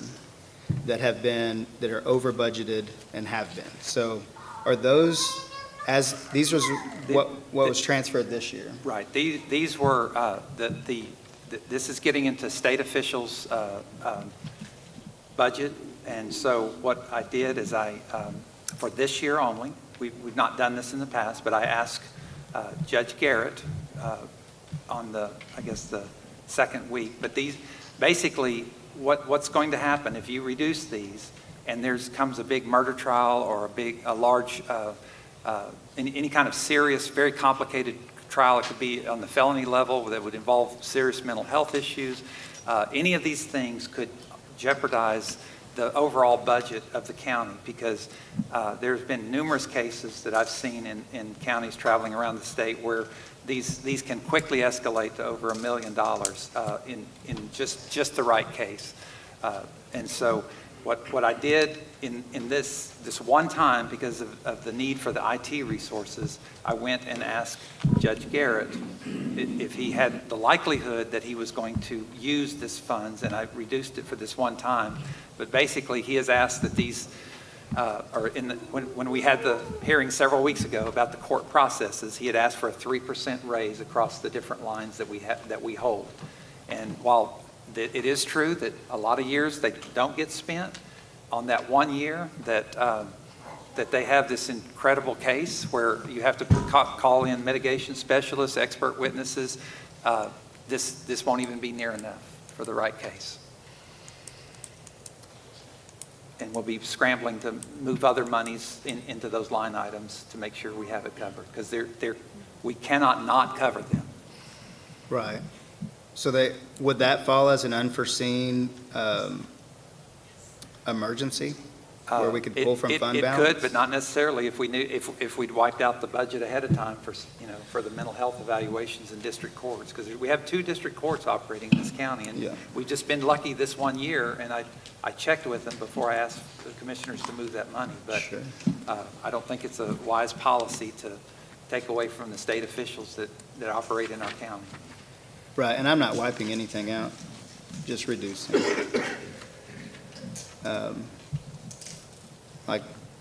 Okay. Mental health, for example, would still have $55,000 in it. Last year, we used 26. You'd need a long linear line to see what that would look like across 2 district courts. And This is across 2 district courts. I'm saying you would need a much longer trajectory to see what that has looked like to make any kind of effective budgeting. Gotcha. These increases are requested through Yeah. the judges, Yeah, right? Right. The amount stayed the same. The judges asked me to take the line items and add 3% to them. That's what they sent when we had our workshop on courts. Okay. So I'll skip over that for now then. So then in non-departmental, some minor tweaks to these non-departmental items. Let's see. Find my page. So our fuel reserve, we talked about this last year, and we rarely use our fuel reserve because it's more for an emergency situation. So I don't want to deplete that down to nothing. It's got $130,000 in it. It used to be at 2, we never used it. It always went back into the fund balance. So in the event we were to have to dip into fuel reserves, which are already budgeted for each department, that would probably be an emergency situation. I've been told that that's what it's for.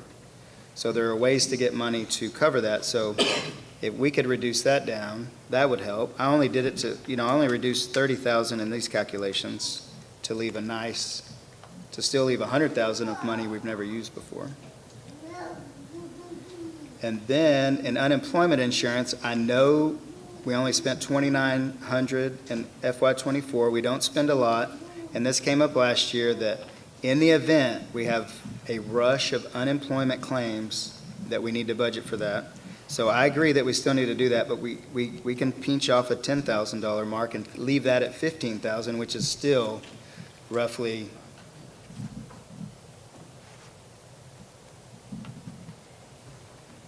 $12,000 more than we spent in '24.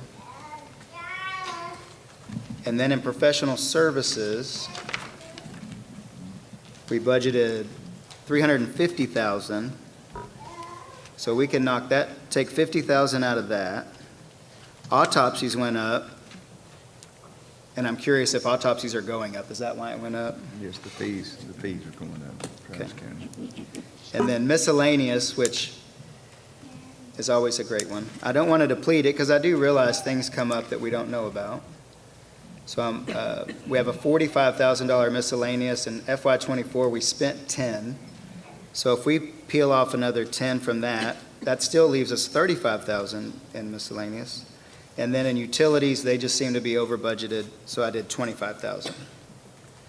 So if we take the scalpel out, and I think I used these words last year, and we start shaving off some of these here and there, and we add up the total, then we can do, I think, and I'll do the math, we can lower the tax rate, we can limit the growth of government, but then if we take this money, we can enhance public safety by adding the 4 new deputies and the corporal positions to the sheriff's office. Eventually, that's going to be where I'm trying to get here. So I just want y'all to know that. And I think we can do it all within this current tax rate. So we can accomplish all 3 goals. And I would like to do the math to see if that's possible after all that's said. So where are you then? I'm about to tell you. Hold on. No, I'm saying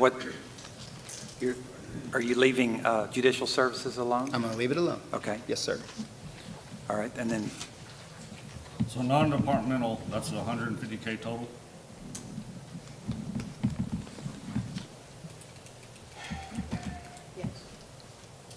did you make any changes to the written list here? Nope.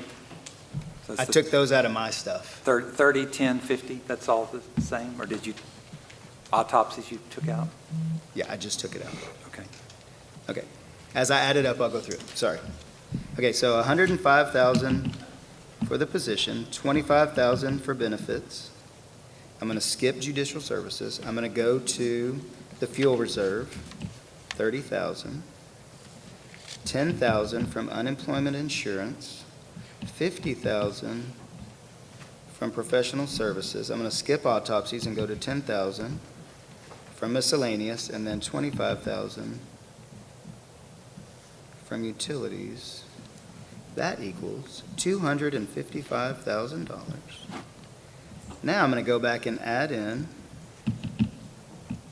45,000 from your sheet as estimated. Now, granted, I know we're going to have to recess and make sure this is all right? 90,000 from the reduction of raises, and then 130,000. Never mind. Take that off. So that's $390,000 that I found. And there could be a little bit more. I'm not sure if y'all found some as well, that we can start looking at allocating towards possibly enhancing public safety. And I don't know exactly what those numbers are, but I do know that Chief Deputy Alan Trevino probably does. So I would like to at least entertain what those would cost for those, if we would entertain 4 new deputies and your corporal positions. Just curious. If I understand the question correctly, Alan Trevino, Barnett County Chief Deputy. If I understand the question correctly, you're asking for what it would, a rough estimate would be for adding the 4 deputies and the corporal positions? Yes, sir. And we're talking about all 5 corporal, the 4 for patrol and 1 for courts? Yes, sir. Okay. Roughly, top of my head, each deputy will be about $225,000, because you're talking entry rate deputy is $67,000. Plus benefits, round that up to right at $100,000. Vehicle is $100,000 by itself, and then other equipment that I'm probably on the high end. It's probably closer to $225,000. Of those, though, we have covered the vehicles, so you would take the vehicles out of that. We covered the vehicles with Senate Bill 22. Now the corporal positions, there are 5 positions. They're roughly anywhere between 6,000 and 7,000 apiece for the increase. So I would say roughly 32,000 roughly is going to be the amount. So let's go back to the 4 deputies. let's just nail it down to what it would cost in the general fund. If you're going to fund some stuff with SB 22, and you're good there, is that right? If Yes, this passes. yes, sir. Yes, sir. So what is that number without the vehicles and stuff that you'll cover in another line item? I'm just talking about Fund 100. This payroll. Just payroll, Yes, sir. 100,000 per deputy, 400,000. That gets a deputy on the street, in uniform, with everything he needs, with the exception of the vehicle. You said just payroll and benefits, so that's payroll and benefits. You're going to have the rifles were just taken out because of the previous meetings, but we can make do with other equipment. You're talking vests, you're talking uniforms, you're talking, it'll be minimal, but yes, 100,000 per deputy would get us 4 deputies on the road, equipped through Senate Bill 22. And you've got vehicles for them. We will have through Senate Bill 22, yes, sir. Take care of it. Okay. So if that's true, that's a little bigger bite than what I've come up with. Okay, I've got other additions if you would welcome those. To save us money and add to that? Yes, sir. Right now, we're short 45,000. Yes, sir. With our estimates. And I didn't hear the court, the 18,000 for court. Did that get added into your number? The telephones? Yes. Okay. It's on the original sheet already approved. I do just have a quick question also about the non-departmental reclassifications. There's 50,000 there. Doesn't say who it goes to. Doesn't say what positions were covered with that. How does that get spent? It was for the other reclassifications and yours, once we had time to review them, was my understanding. So, But how do you do a budget without allocating those monies for those positions so we know how much of that 50,000 was spent? it hasn't been spent yet. We would have to vote on those individually throughout the year if we decided to approve, because there was multiple reclasses presented. Sure. And so I would assume some of those offices still want to probably come back and present those, so. And I've got a couple of other small areas in emergency management, and most of these are just formulas, I believe, that I'm going to be speaking about. Emergency management, the FICA is extremely high for that position. That potentially could be about a $5,000 savings. Thank you, Chief Deputy. That's in the sheet. Okay, we'll take care of it from here. Thank you. Okay. Appreciate it.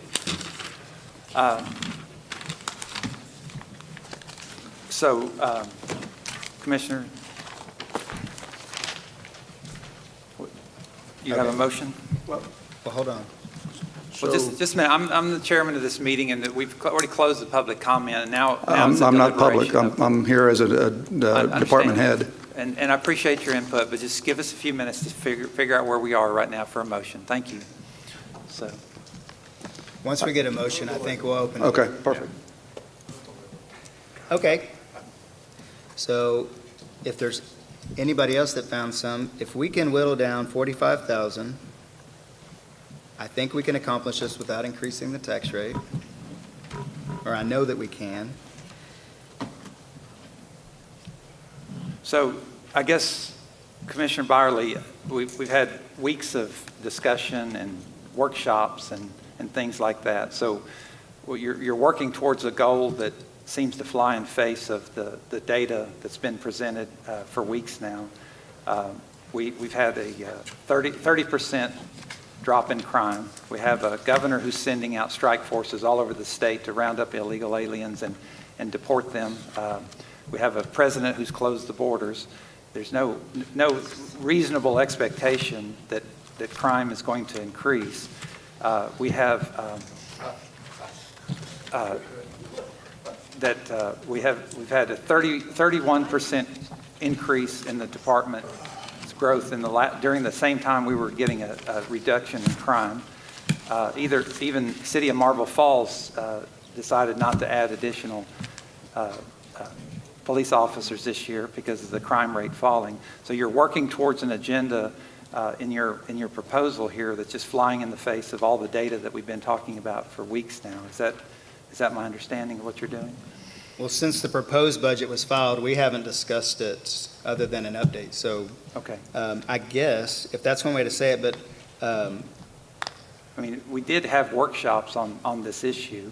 We did adopt a budget without, that wanted to limit the growth of, this is a one-year budget, just asking to limit the growth of law enforcement for 1 year. It's not that I said over and over again, there's the 3 standards that's professional standards for increasing law enforcement. And we've adopted a budget that lined up with those 3 standards. Increase in crime is one standard. Excessive response times, one standard. The other thing is a statutory requirement or some change like by the Sanders-Bland Act, things like that would cause massive changes in law enforcement. But none of those things are here. We're just adopting additional law enforcement, and you're striving to modify the budget for no other reason than just political gain? Is that what's going on? Not even, no, sir. Okay, let me explain where I'm coming from. I think we're trying to. We're $45,000 away from lowering the tax rate, limiting government, and enhancing law enforcement. Okay. Exactly. Yeah. We're $45,000 away, and no departments are negatively affected. Well, see, here's the thing.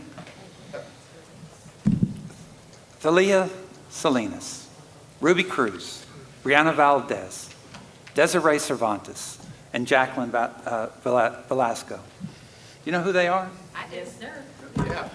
Because the reality is, our sheriff didn't come in here and ask that he needed to change the way he did business and needed deputies until I asked, then I made a point of response time. That's when he showed up with response time. Now, I'm just shocked that in one single year that we can't hold the line after 46% wage increases at the sheriff's office and 31% growth in the government. Just 1 year that we can do without some growth. And yes, Sheriff, go right ahead. I will call on you because the reality is The reality is where we started from. We needed those increases. Yeah. We were so far behind. And we're competing, like I told you last time, with these big counties. So it looks like we've been really getting a lot in the last few years because we needed it. And we need more. And you don't know what you're talking about. You do everything with numbers. And I told you, behind closed doors, you've been here for a minute. I've been sheriff since 2017. yes, sir. If you live, well, you do live pretty far out, but these people in Briggs, Spicewood, Ocala, Smithwick, ask them if we need new deputies. You know, we got guys that are running 100 miles an hour to get to a call, and it still takes them 20, 30 minutes to get there, and then their backup is even further than that. We don't live in cities. A lot of those numbers you're talking about comes from municipalities. This is a whole different ballgame, and you don't understand what's going on. I can't say anything better than that. Okay. We need deputies. And I tell you why they're doing this, because they're listening to the public. Well, the public's coming up to me also. Everywhere I go, whether it's HEB, Lowe's, or whatever, I'm hearing, I can't believe you can't get deputies. I can't believe you get deputies. So you can stand up there and say we don't need them, but you are wrong.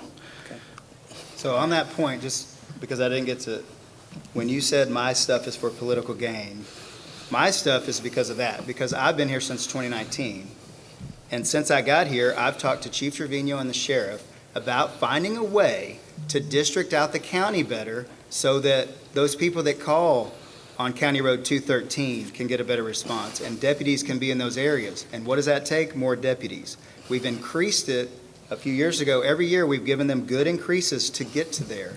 Maybe that hasn't been reiterated amongst these discussions in the last 6 months, but that has been a goal of mine. The sheriff knows it, and when Chief came in, he knows it, and he started to get on that path. Step one was to add in some corporals so that you have more supervisors on shift. And then the next step is more deputies.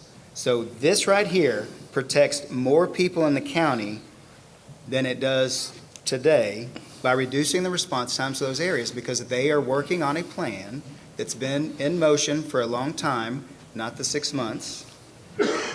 And so I appreciate the lower tax rate. We are one of the only entities in the county doing, in the state probably, doing a lower tax rate. And we're not expanding government, because adding deputies does not expand government. It enhances safety. So again, we're $45,000 away from accomplishing those 3 goals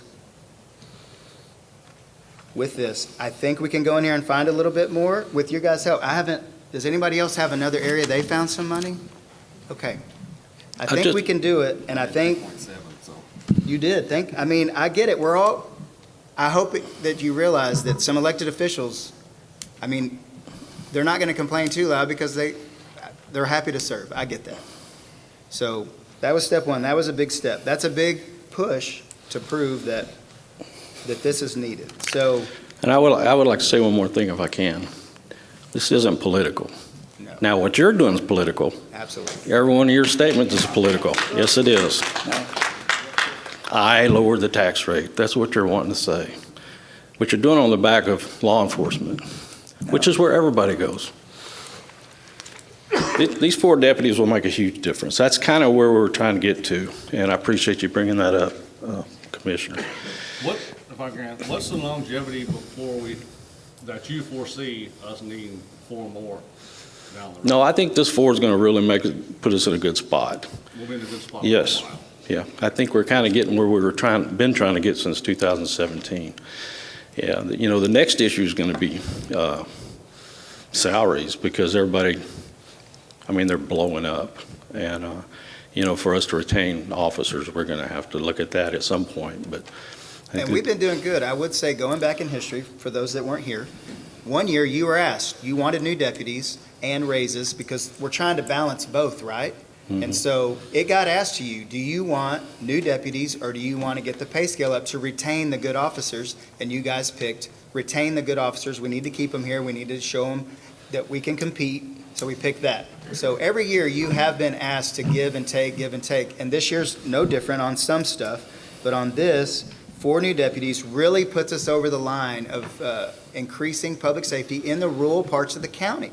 So for those that don't live there, I appreciate your opinion, but you have no idea what it's like when there is somebody banging on your door on County Road 213 and you're waiting 30 minutes for a deputy because they were responding somewhere else.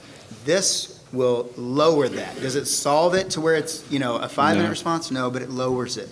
And again, I think we can find 45 more thousand. Go plug in the numbers, because I don't want to be wrong. I don't want to raise the tax rate. I don't want to start this process over, but I want to, again, lower the tax rate. That's what you want, right? That's what I want. Limit government growth. And then I've added enhanced law enforcement. I appreciate it. Okay. Yeah, I just want, when you call 911, I want us to be there as soon as we can. And I also want to keep my guys safe. And that's the goal we're working for. It has nothing to do with politics. Okay, order. One more, but you don't want to have the taxes raised. You can't Okay, that's have it okay. both ways. Hold on, or come to order. All right. Do you want to have a short recess and go run numbers? Well, not yet. I want to go ahead and make sure, because we don't have a motion to do that, as far as I know. Before I make a motion, I need to find this other money so that we have something to go change and come back and consider. Because again, my goal is not to raise the tax rate, because that would start the whole process over. My goal is to, honestly, if we take we have it in fuel reserve, if we're willing to let the fuel reserve go down a little bit, because like I said, that's just, I know it's there for an emergency, but we have emergency money, if it truly is an emergency. We can find it right now in fuel reserve and still leave $55,000. Did you not include that 30,000 that you have on your sheet in your math? I did. Oh. I'm just saying, we could add to that and make that 75,000. Balance this to where we accomplish those goals. And there's not really any department that's negatively affected by making these scalpel-type movements. Now, I want to take a recess and confirm that, because again, I don't want the tax rate to go up. I'm with you. Let's lower the taxes. But let's not do it on the backs of that, so, Okay, so do you have a motion? yeah. Have we found all the money we need yet? Yeah, if I make fuel reserve 75,000 deduction and we still leave 50,000 in there, Hold on, just. over Hang on, one 50,000. question on fuel reserves. Who would need those the most? Sheriff's Office. If it's an emergency. But they already have theirs budgeted, correct? I mean, This would, yes, fuel reserve is for and above. y'all's is pretty much, if you want to take your linear projections, Over the course of the last 2 Okay. years, we've increased the fuel reserve or the fuel for the sheriff's office. And so we are, I think, if I remember correctly, we're at 200,000. We're going to hit right at that. We may be just a tad bit over, but we're really close. So we would be the largest, I would think, consumer of that if that was, but what Commissioner Byerly mentioned, it's never been used, and that was brought up last year. That's where the money came from. It's never been used. It wasn't used this year. There were funds that were available for it, and it hasn't been used.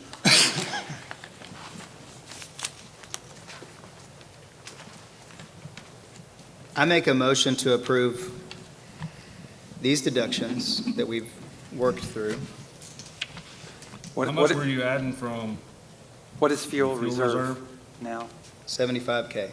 That's what's in there, but on this is what's the amount on the paper that you're doing? Hold on one second. I apologize.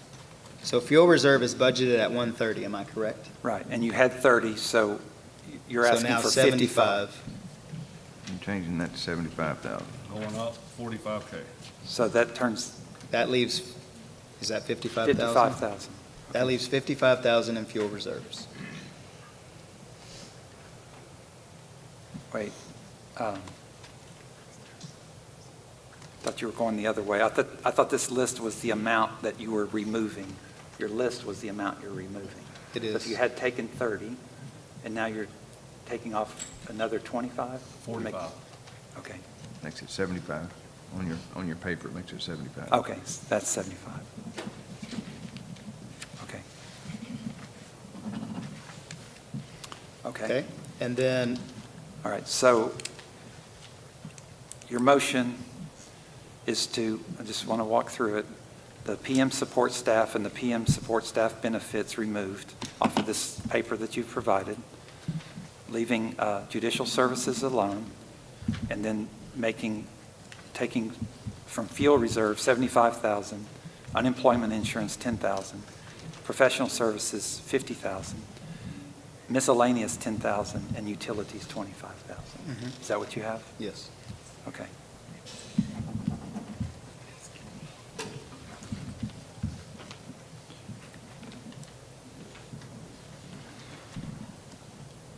It's just really important to get this down correctly.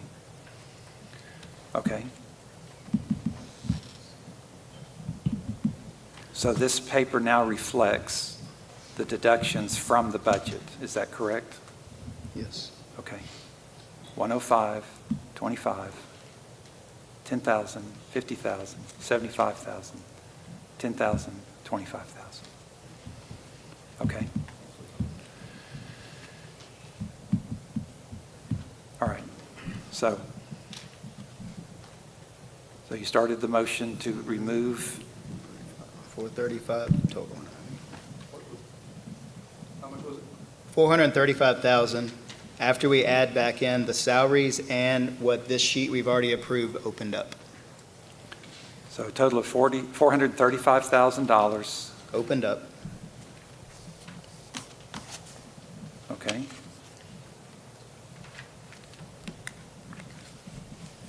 We can do these separately if you want.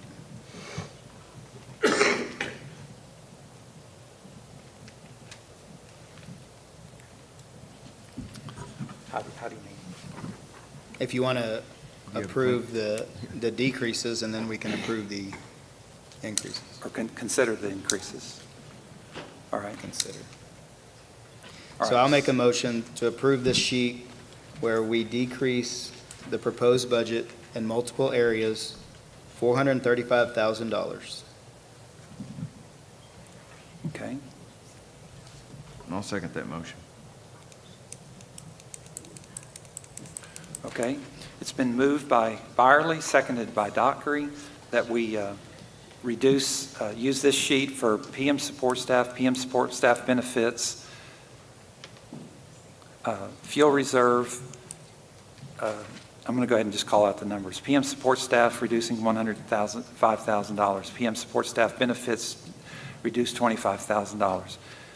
Fuel reserve reduced $75,000. Unemployment insurance reduced $10,000. Professional services reduced $50,000. Miscellaneous reduced $10,000. Utilities reduced $25,000. And that should be a total of $435,000. Is that correct? Once you take those, I don't mean to, but just for a point of clarification, we've already had a motion and a second and voted to remove the PIR staff. That was done. Yes. In the meeting. we're just using the amount We're right just now. using the amount. Okay, All I right. just, In the paper. That way the amount's figured in, because once you take what you just listed and then add in the 2.7% cut Oh, from our raises, so that's what you said, plus this 90,000, plus the estimated 45,000 from your sheet equals 435. Those three numbers. I see. Thank you. Thank you for the clarification. Okay, so the sheet and the amounts that I just called out are being reduced off of this. So any further discussion? All those in favor say aye. Aye. All those opposed say no.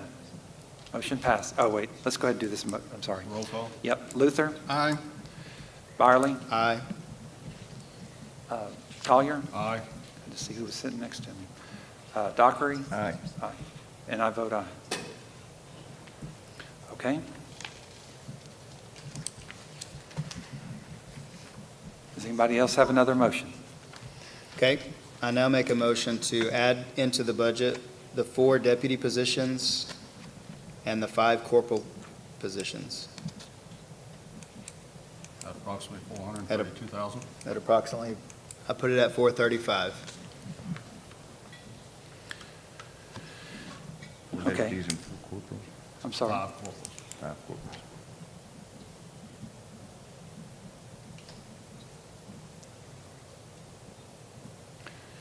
Okay, so you want to add in 4 deputy positions and 5 corporals?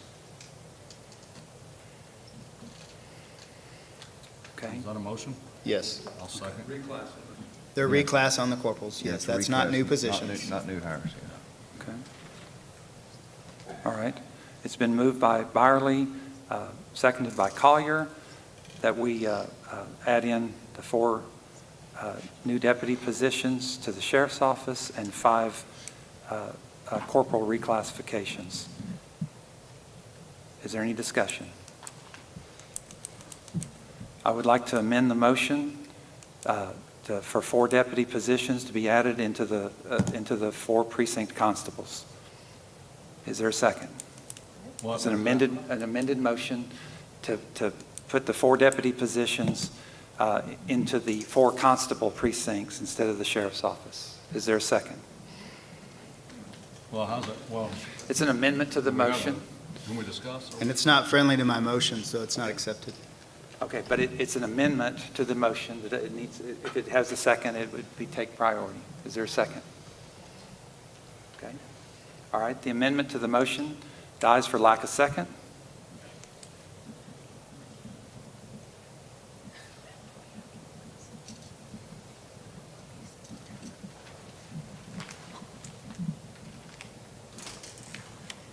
Okay. All right. All right, any further discussion on the motion is not amended? Okay. And then, all right, all those in favor, well, let's see, sorry, do it again. Luther, Aye. Byerly, Aye. Collier, Aye. Dockery, Aye. and I vote no. Motion passes.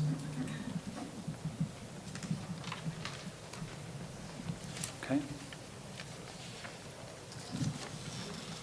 Anything else? Do we need to recess while this gets and come back this afternoon, or what? Yep. The time is now 11:20. We'll come back at 1:30. I think I can get it done.